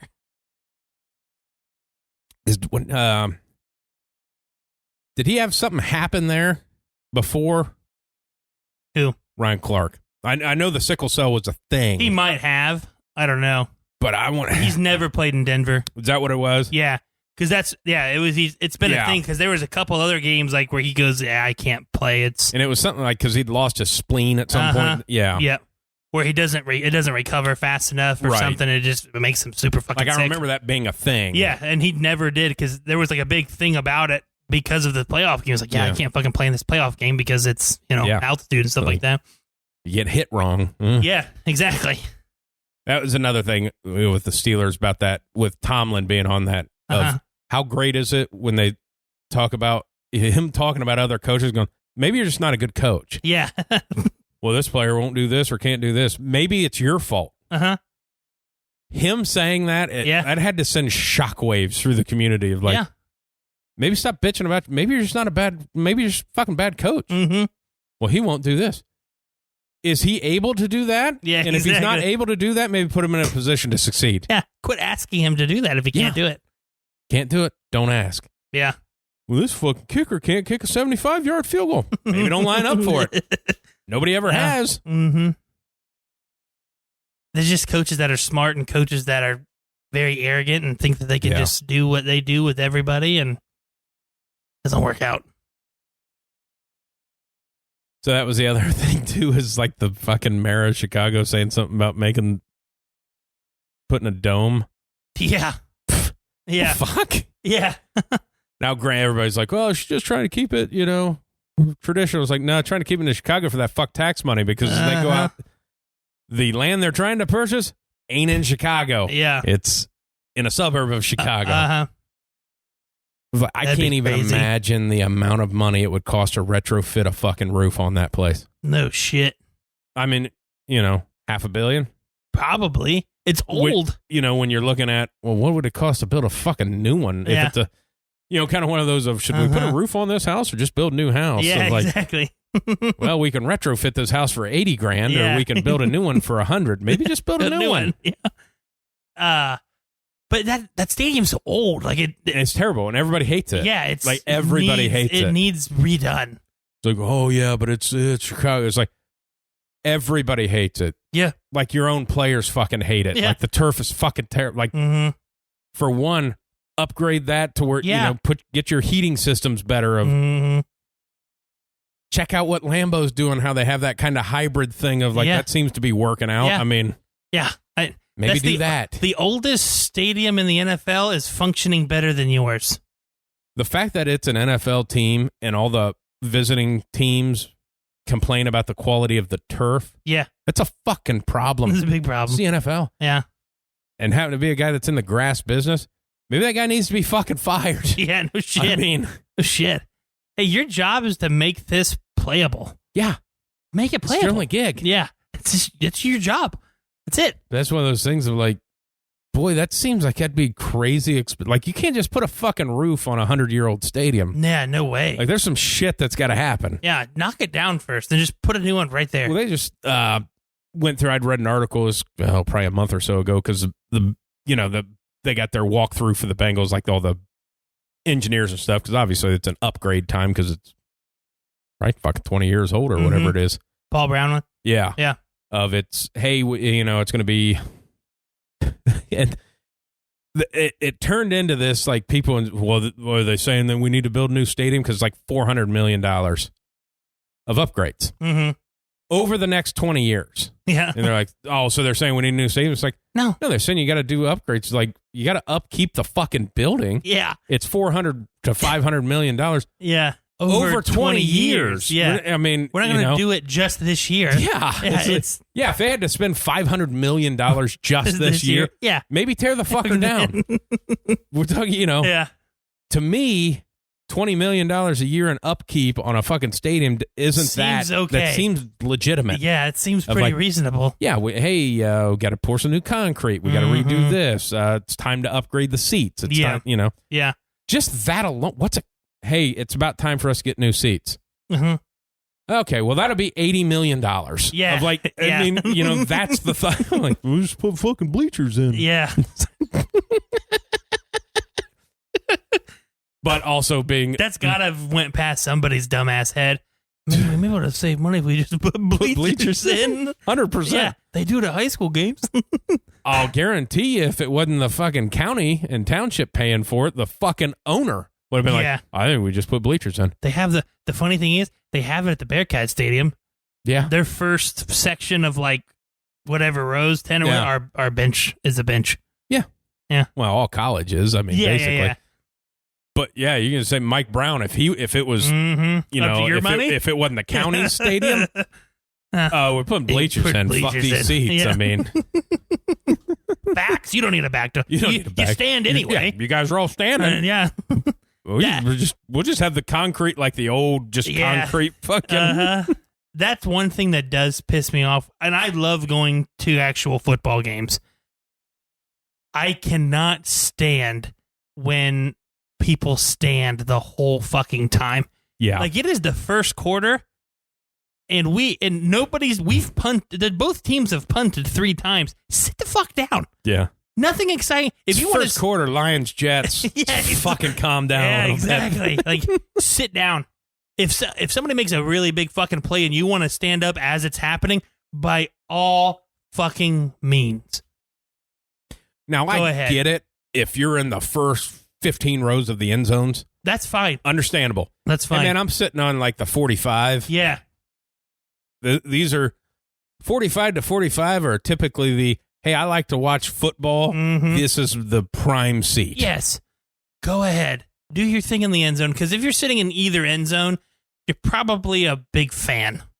So you're dressed up. You're wanting. Yeah, that's where all the fucking goofball shit is. And that's cool with me. It's not. When we're sitting underneath like the club level, and we're just relaxing, we have some shade, we're ready to chill, and I have to stare at your fucking sweaty ass for 3 hours, and I have to stand and make my ass sweaty, I'm not happy about it. People wonder why all these fights happen. Well, people get it's because he won't sit the fuck down. And then when I ask you nicely, hey, sir, can you please sit down, and you're a dick about it, like, why am I the mean one? The game, man. I fucking paid for my ticket too. Yeah, then sit in their fucking seat. Yeah. Hey, I will beat your ass, just to let you know. Just let you know. Yeah. You've been wheel kicked by a big boy? That's still my favorite story. I was just going to the fucking junior tournament and I got disqualified because I wheel kicked a kid in the fucking head when he was 12. Hit him right in the temple, man. Knocked him clean out. Let's see. They always talk about football being fucking rough sport of like, you know how hard someone's heel is and you just put it in the side of a fucking little kid's head. The worst part about it was he had one of those foam helmets on too. Yeah, those things do jack shit when it comes to that. You're not going to get cut. No. That's all those are for. Oh, yeah. No, I lit his ass up. Well, that's the thing too. Like people, when they talk about that of like, he got knocked out in a sparring session. Like, yeah, but he had the helmet on. Hey, those helmets are so you don't get cut, because if you get cut, they're not going to let you fight. Yeah. You still get all that. Oh, yeah. All of it. Yeah, you feel everything. Yeah. You feel everything. It's just so you don't catch it over the eye and get cut, because that's the worst cut you can have in a fight. Yeah. I mean, like even like the chest protectors, like that's for them scoring points. Like it's okay. It's not foot to skin, but it's not the thickest. It's not supposed to be thick. It's supposed to be thin so you can move around in it still. Yeah, no, it's... if you do that spinning back kick, your sternum is still going to feel all of it. The best, but like, my dad was he was a man. He didn't read the fucking directions. We didn't see the rules. We knew how to... I fucking knocked that kid out. He jumps up and is going nuts like we just won the fucking Super Bowl. And the official has to come over and be like, sir, you guys, he's disqualified. There's no kicks to the head. He's like, fuck. He goes, I didn't know that. Why the fuck's he even wearing the headgear? Yeah, exactly. That was pretty much basically what it was. He's like, so he goes, you're telling me because... He's like, yeah. He goes, he kicked to the head. And he's like, and I think, if I remember right, his response was, well, that kid's not going to fight the next fight because he's knocked out. If I remember right. My son goes, let him you got an open spot in the bracket. Yeah, that was kind of it. It's like, yeah. But no, I remember that. Could you imagine the other, with you being a parent now? Yeah. Oh, yeah. And like knowing the rules, sitting in there like your 10-year-old of going and seeing him get wheel kicked to the fucking temple. Yeah. And knowing that there's no headshots in this kid. Yeah. This dirty motherfucker. That's not even the dirtiest thing that I've done in the fights. I hit a kid with a spinning back fist with no face guard on. And no headshots? It was no headshot. But no, I was trying to do I was trying to spinning back fist him in the shoulder. No, I was doing like a back kick. Like and my and you arm swung out. And I clipped that kid right in the fucking jaw. And Did you do it on purpose? No, I didn't. That's not really But that he was dirty. coming at me, and then I swung both. I caught him pretty good. He cried and didn't fight the rest of the fight. I didn't knock that. I mean, I was 10. My fist is going to knock a kid out in 10. But no, I didn't. I got DQ'd from that one, too. Did you ever finish a tournament? I mean, I won the Olympics. But did you ever legally finish? Yes, I have. Because we went to tournaments where you could kick in the head. Yeah. And there was one, I remember we went to one tournament and my dad and I hated the points tournaments. Obviously, you guess I wasn't the quickest.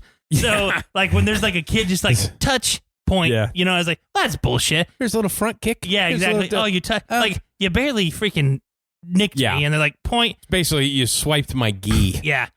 So this kid would like do like a jab thing. Like he was like trying to shake off a fucking point guard. He would do this jab thing. He did this jab thing and stepped in and I kicked him with a roundhouse right in the chin, fucking fell. I'm like, I was like, they're like, yeah, that's no points. I knocked him out. Like, he's not moving. He's done. I won. Killed him. But they're like, well, yeah. He's got more points than you. That's basically what it was. But they let me continue. Do I get 10 points for knocking the fucking kid out? They said the points are only on the chest protectors, but there was no rule but I'm that allowed said to kick you in the head. Yes, exactly. Tell me how that makes sense. But you can't move on. Yep. No, they didn't let me move on. But no, I meant you get no points and he can't move on. Yeah, exactly. Like he's done. So basically, it's almost like a no contest, even though I keep fighting. That is still my favorite thing. Of obviously football, violent sport. I understand. Yeah. The fact of like little kids fucking wheel like. Obviously, everybody doesn't watch MMA in here. You don't see wheel kicks all that. No. Like maybe 3 times a year, a wheel kick converts. Yeah. It is so fucking devastating. Like so much power. Yeah. And everything, like the heel is so hard. Yeah. Of just there's nothing better watching the mixed martial arts than a kick knockout. But then to think of like a fucking 10-year-old doing that. Yeah. I was like, yeah, exactly. I really, when I wheel kicked that kid in the side of the head, I remember, because it's not like I knew the rules, but I thought I did something wrong because the kid was unconscious. Yeah. And I remember turning to my dad, and he's like, fuck yeah. Like, he's getting excited, and he's like, we won. I'm like, yeah. Like, I started to freak out, and they're like, yeah, no, you didn't win. No, you didn't. You have to leave. Please gather all of your items and leave. That kick was done so easy because the kid wasn't protecting his head because you're not allowed to go there. Well, protect yourself at all times. Pretty sure that's in the rules, too. Yeah, exactly. I've fought in tournaments where, between like karate and taekwondo, karate is basically all feet. Yeah. And then taekwondo, you get to use your hands and stuff like that. But there was some tournaments wouldn't count punches. Like you couldn't throw a punch. Right. Other tournaments you could. Well, the one tournament, it was almost kind of like a sumo wrestling style where you couldn't leave this ring. If you stepped out of the ring, then like they stopped it and repositioned you, or a point deduction was happening or whatever. Well, this kid, and let me restart here, because once the size I was at the age that I was, most parents didn't agree for their kids to fight me. Understandably. Because it was a weight limit with your age, and I weighed in every fucking tournament. It's like, yeah, my parents had to bring my birth certificate with me. I was way bigger. So this was a very small tournament, and there wasn't anybody else in my age group that was willing to fight me. I'm probably 8 or 9. I had to fight like a 12-year-old. Yeah. You've seen the difference between a 12-year-old and a 9-year-old. So I'm going up against this fucking giant, and I'm 9, and he just beats the hell out of me. I'm like stepping out of the ring on purpose just so I can catch a fucking break. I've never been kicked before and moved. Like, he moved me with this kick. And I remember being like, I obviously lost, and I come off the field. I'm like, or I come off the ring, and Dad's like, you tried your best. I'm like, I was like, I just feel like I got my ass kicked. He goes, yeah, you did. It's like there's nothing you can do about this. He's like, I'm like, and that's probably when I really stopped doing it, because I was always bigger than everybody else's, at that age group, and I was obviously heavier. And I didn't have any fun getting my fucking ass beat. Well, it's all right if you're 9 fighting like a 10-year-old borderline 11, but like there's a massive. Oh no, when it you was. Get 3 years. That's a massive. So the first year we did like the junior Olympic thing or whatever, I went automatically because my 2 qualifying fights, they didn't want to fight me. Yeah.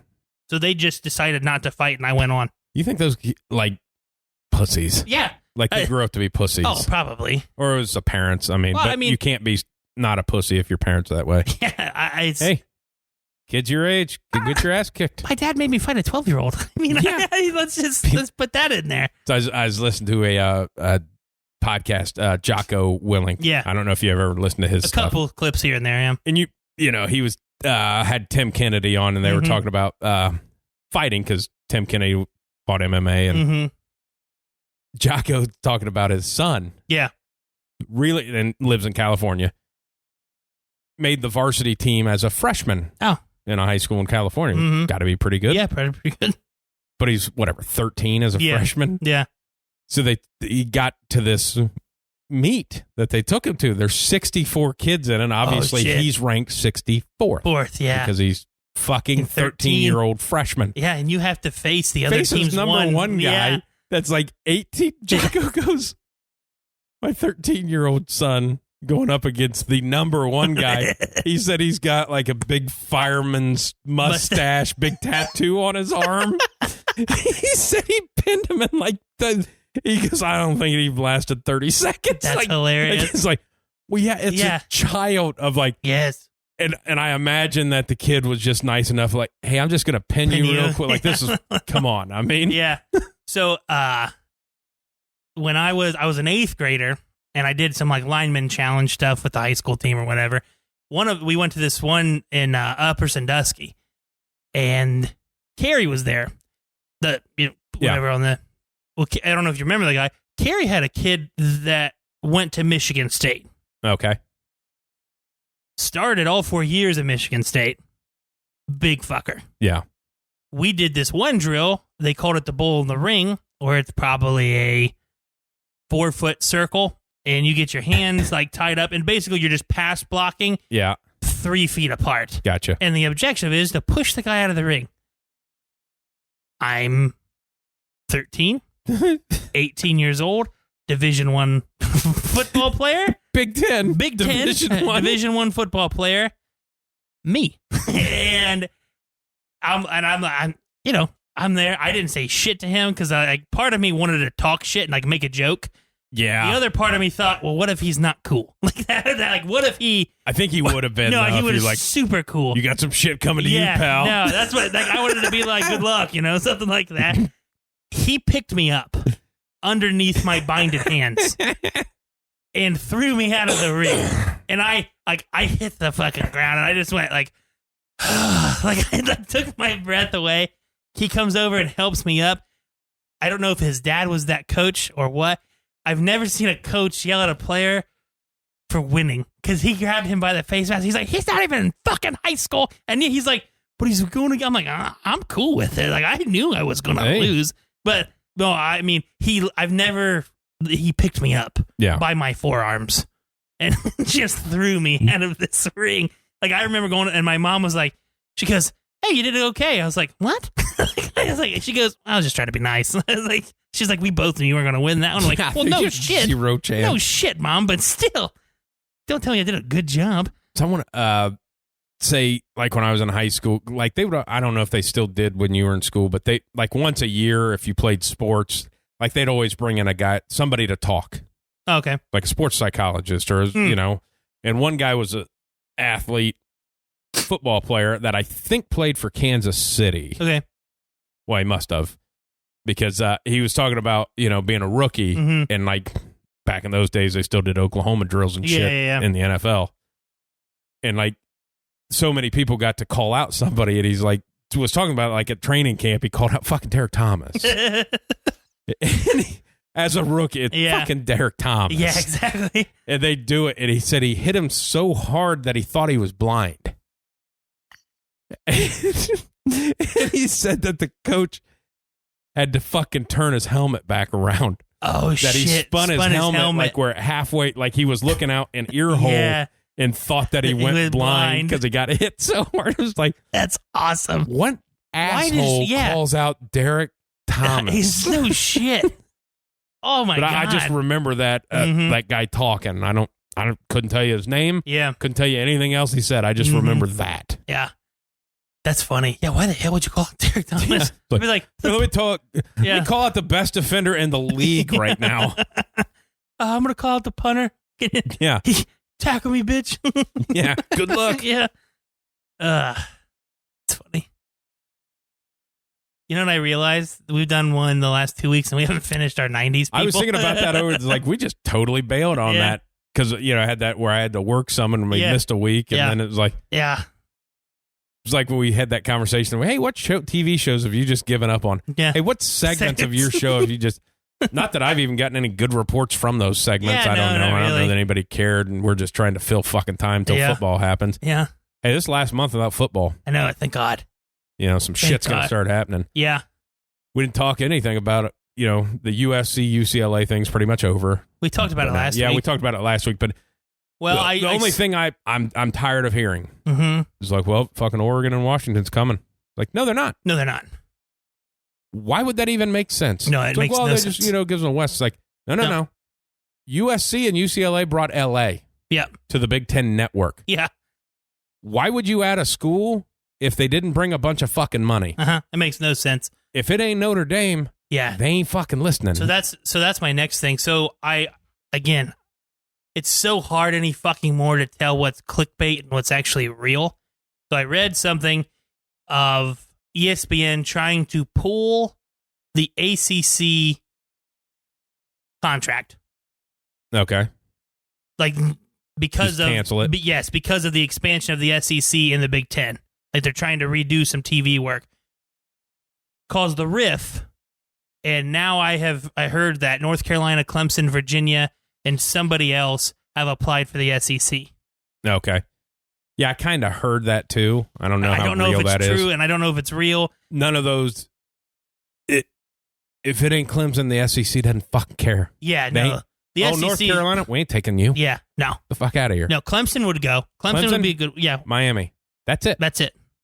Yeah. Florida State's too close. Tallahassee's too close to Gainesville. Florida State was the fourth one. You're not the best.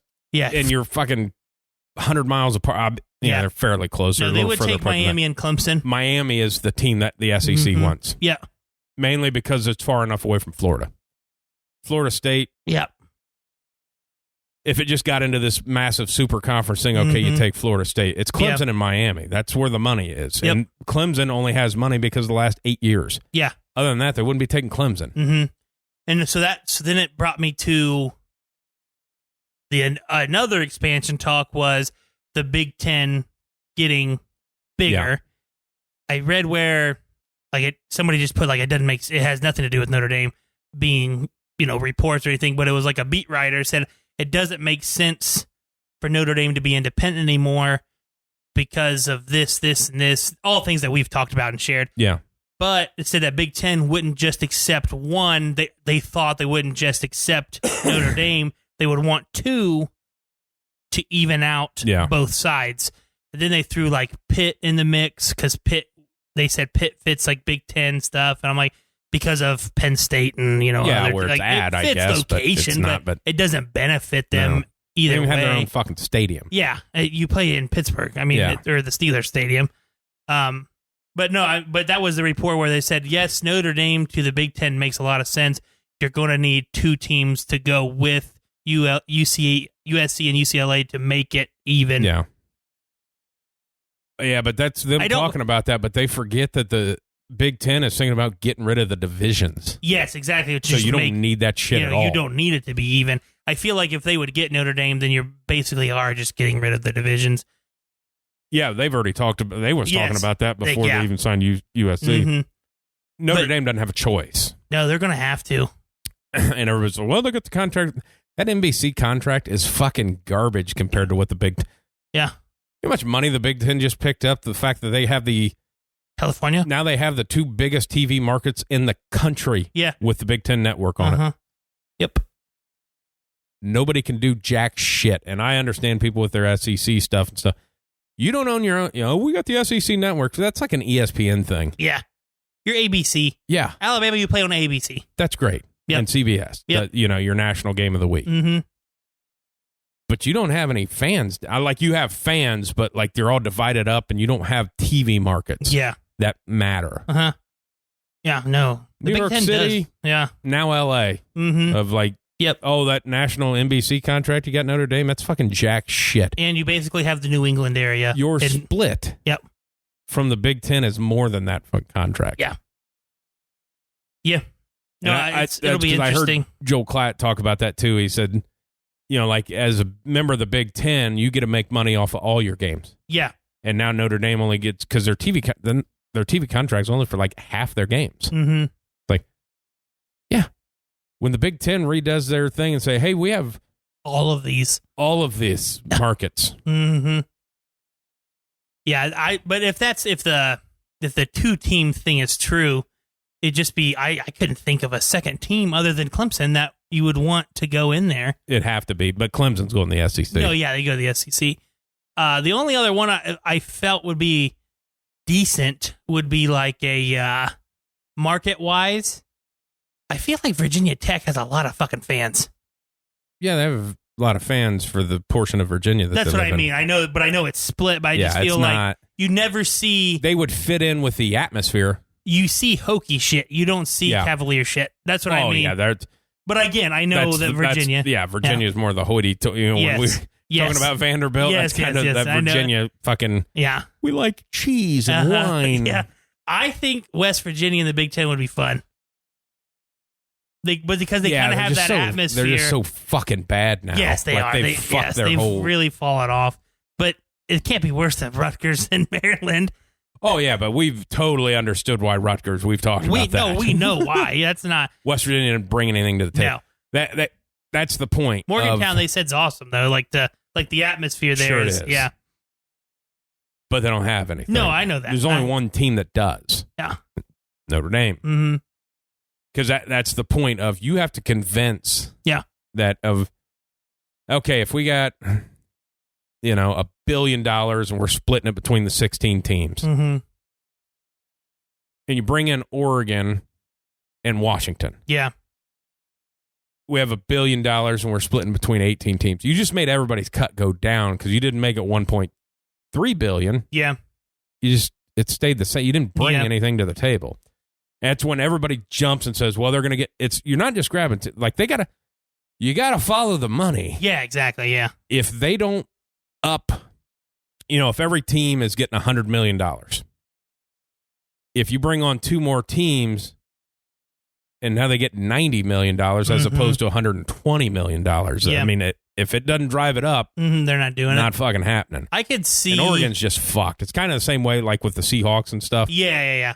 Man, you guys are just up in that corner and nobody gives a fuck. Now, I could see that pulling Notre Dame would drive the money up so much where Oregon could make sense. Yeah, if you needed to double it up. That's what I'm saying. If you needed to double it up. I have on the notion of doubling it up just to double it up. Like, obviously, Notre Dame's a big enough pool to just have Notre Dame come in. But if you needed to double it up for argument's sake, I feel like if you had Notre Dame, you could pull in the Oregon and have pretty much all the West Coast. Because that was my, watching on Twitter with everybody who's like, oh, the travel and everything. It's like, well, first of all, and we talked about, how often is USC and Rutgers going to play? They're not playing every year. There's fucking 18 teams in the conference or whatever. I mean, only so many games. Yeah. The flight to Nebraska is like fucking 2.5 hours. Yeah, it's not that bad. Coming to Ohio, Michigan, it's 4 hours. Yep. And they would still, it's not. And it's a private jet. And it's, now you want to talk, they say, well, yeah, but that's, what about the soccer team? It's like, yeah, but they just found out they're making $150 million off their fucking TV contract. They're going to be able to pay for travel. Yeah, and they're not taking a fucking bus. Let's face it, the soccer team, the soccer games, they play about as many as a basketball team. Yeah. You only play the people in your conference. How many teams is that? 15? Yeah. You have 8 other games playing on the West Coast. And then you can mix them up where you are on the road, you're traveling, you just hit the whole Big Ten. And then you go back home. Yeah, that's what I'd heard him talking about that too, of like, everybody's like, well, there's just the travel could be so bad. It's like, well, how many away games you think USC and UCLA are playing? Yeah. One of their conference games is going to be against each other. Yeah, exactly. Yeah. Driving to the game. Yeah. one's going to be a home game with a shit school. Yeah.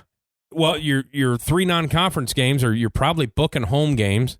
Yeah. And, unless you, I did read where they maybe more conference games now, too, instead of. Well, it'd be 9. Yeah. But, so you're still going to have 3. That's what I'm saying. Yeah. Still going to have 3 non-conference games, of which 2 are going to be home and 1 might be a neutral site. Yeah. Depending on who you sign. Yeah. Other than that, were you going to play 4 Big Ten road games? Yeah. Exactly. It's not that bad. It's like, what are you fucking talking about? It's not that bad. No. And I did love what Klatt said. He goes, this is just a Pac-12 thing because they can't make any money because the Pac-12 is a hashtag. Yeah. And I was like, what? He goes, yeah, it's hashtag Pac-12 after dark. Yeah. That's your advertising. Yeah, exactly. Like, that's right. Yeah. They do put that out there. Yep. Like, fuck that. Yeah, exactly. We're playing at midnight. Maybe don't. You're not the MAC. Yeah. Just schedule your games to where they come on at 3:00. Uh-huh. I saw where after UCLA and USC agreed to go to the Big Ten, Coward put out there, he goes, I think the Big 12 and the Pac-12 should just combine to one conference, have 2 divisions, and call it Biggie and Pac. That'd be awesome. That would be awesome. Be a way to make some money on T-shirts at least. Exactly. Yeah. Yeah, that's such a weird thing when people start talking about the travel of like, how many... Well, it's about the fucking softball team. It's like, I'll tell you what, USC softball team already travels. Yeah. Like the golf teams and all the little shit, they travel. Yeah. And like the rowing teams and stuff, they don't really do a lot of conference stuff. They just go to meets. Mm-hmm. It's not like... Yeah. It's not like the track teams flying out to fucking Rutgers to play Rutgers. If it's like any other track meets, go to one. They come to one place. Yes, and you do a conference meet. Yeah. Yeah. Then I loved all that, too. It's like, imagine USC playing in this weather. It's like, I can count on one hand in the last 5 years how many games I've seen it snow during. Yeah. The last. And one of them was Ohio State-Michigan game. Yeah. That's it. And the last game of the season is last week in November, of which you're probably going to be playing UCLA. Yeah, exactly, because they keep it rivalry. So now you're going to say like November 15th. Well, chances are it's going to be like 55 degrees out. It might be for 40. the most part. It might be 40. For the most part. Yes. Yeah. I'm like, that shit just doesn't. People are funny. I think I heard Cowherd say that. He goes, it's not like Ann Arbor is Buffalo. Yeah. Exactly. There's going to be 3 feet of snow. I mean, it's, Yeah. It's going to be a wet snow if there is one. Uh-huh. Yeah. I forget. You know what I forgot about when we were talking about cities? They have Chicago, too. Yeah. They have Chicago, too. It's like the 3 biggest markets they have. Yeah. And then you have one of the biggest fan base schools. The other one that, go fuck the Big 12. Sign, if you get Notre Dame comes on, go get fucking Houston. Yeah. Yeah. Now you have the top 4. Mm-hmm. Yeah. People forget about Houston. Yeah. Massive city. Massive city. I'm not so sure it's not overtaking Chicago. Yeah. And it's very, very close. Yeah. That would be fun. Yeah. Well, there was also the Big Ten talks of Kansas, too, just for the basketball purpose. But I'm like, well, that's just fucking stupid. But basketball doesn't make half the money that football does, so it makes no sense to do that. It loses money for all the schools except for like Duke and Kentucky. Yeah, exactly. I mean, that makes 0 sense. Mm-hmm. I was going to ask you, did you watch Shoresy? No, I didn't. Sorry. Stranger Things came out and the boys. Oh, fuck Stranger. I'm so sick and tired of hearing about Stranger Things. It's so fucking good. It's good. One of those ones of like, I get so pissed. Like if I didn't get on the, if I'd have watched the first season and been on the train, okay. No, you see, but it gets so much fucking hype that somebody who doesn't watch it, it's got to be annoying. Go fuck yourself. I mean, yeah. The only one that I've ever, I've done it with Breaking Bad, but that was more of a like I watched that on like Netflix and it was off for years. Yeah. And like Game of Thrones, I think they were 3 episodes into their final season before I even started watching it. Yeah. But it's just like, this hype's got to die down. Or it's not, I mean, you have 2 years because they are making a 5th season. So yeah. Yeah, it's just too much. It's too much talking. And everybody's like, well, they spent $40 million on it. It's like, well, half the fucking world's population's watching it. I hope they did. I mean, Jesus. The only thing Netflix has is fucking running any money right now. Yeah. Yeah. Did we talk about that, the guy from Toronto? Yeah, we did. Okay. Yeah, no, I wanted to watch that the other day, and then something happened that I didn't end up getting to. But I thought about a segment that we could do, even though, we're not great at segments. Yeah, we're terrible at them. I was just on HBO and because nothing was on and I'm just trying to fucking search for shit. So I just was watching some old, you'll watch a movie and then it's your suggestions come up. So I haven't seen that. Mm-hmm. Of I need to go through there and just probably watch older movies that you probably haven't seen and then watch this. I want to, what's your reaction? Because I'd watch Down Periscope. Okay. Fucking love that movie. And there's a couple other older comedies that I watched. It's I don't know if Steph's ever even seen these. Probably. Older comedies, more likely than anything just from my dad, but a Down Periscope's not. I've never seen that. It's not something that. It's not an old comedy that's going to be on TBS. Yeah, when that's just playing on random. You got to seek it out. Mm-hmm. I tell you what, Netflix the last month and a half, they've put out some good stuff, notable movies, not necessarily new original things or something like that. Yeah. But a lot of the movies that they've put out, it's I've watched it's probably the most Netflix I've watched over the last month. Yeah. Yeah, I watched a little bit too. There's just no shows that they got out that Have you ever watched that Westworld on HBO? Everybody talks about it. I started to watch it. It doesn't have enough hype that it's weird. I hate it, but it's weird. It's weird. It's probably the only show that I've lasted this long that I don't really know the point. I think a lot of people are it's so good. It's okay, what's going on? I don't know. That's exactly the vibe I get. I don't need it then. If somebody asks me what's going on, I'm some guy created a world where robots, and now he's mad that people use it for entertainment and he wants the robots to take over. Yeah. That's the basis that I have it so far. Yeah, that's it. Other than that, I'm I see some boobs every once in a while and people get shot. It's kind of keeping my attention. Well, it's tough for me. I can't. They make stuff and they still do it in the old TV format, and it The Boys exists. Yeah. Of hey, if we're gonna some action, can we just fucking make it go? Yeah. This show comes on and just fucking goes for 40-some minutes. Yeah. Yeah, exactly. It's awesome. And you're on there telling a backstory about some fucking guy that, doesn't like people because his mom used to stick hot dogs up his ass. What's that got to do with the fucking storyline? Story? But they'll do that. That's why he's a doctor. Yeah. Fucking what? Because his ass eats bologna? I used to watch that. Remember, shit. The first show, I can't remember what it's called, but now they have one Rob Lowe's on it. It's in Texas or 911 or whatever. Oh, yeah. The original one. Okay. All right. I'd watch that. It's a time killer. And, it's first of all, what fire department has all these massive emergencies? Yeah, exactly. Crazy shit. But then they got to the episodes where they started doing backstories. And I bailed out of the guy's the chief of the fire department. And his backstory is he had a heroin problem, and he was doing he lived in an apartment complex with his family, and there was a vacant one, and he'd go and do heroin, and then caught the building on fire and killed his family. Oh shit! And then moved to L.A. to become their fire chief. Jesus Christ! Why the fuck was I didn't need this story, and it's a terrible one. It's the only backstories that I really want. I want to know Butcher's backstory because you kind of get a glimpse of it in the new episode, and I want to know Eminem's. How do they meet? How do they know each other? I know the one he says he picked him, but right? Why? How? What did you guys do? But again, I also don't. No, exactly. I'm not craving it. If it doesn't fit into the fucking what we're doing right now. But I know this is a new episode, and it's probably spoilers for people. But what a cool power that the mind guy had. That was fucking. How cool is that? Now the fact that they gave some backstory for Butcher. Yes. That way, I'm okay. Yeah, because it makes sense. He's but trapped in his own nightmare. Just doing flashbacks. Mm-hmm. Yeah. Fucking Black Noir, though, man. He's funny. That was... It's funny, though. I laughed my ass off. And yeah, the whole thing of just you're that fucking psychotic? He's your favorite character, and he's never said a fucking word. Nope. Yeah. Such a good fucking show. Oh, it is. And then that... obviously, you won't spoil it, but that fucking ending was what the fuck? Exactly. Is there just one episode? Where are we at? One episode left. This last episode. This is episode 8. Tomorrow. Oh my God! Yeah, I know, like they got to wrap some shit. Well, obviously there's going to be another season of it, but it's they don't have to wrap anything up if they don't want to. I mean, yeah.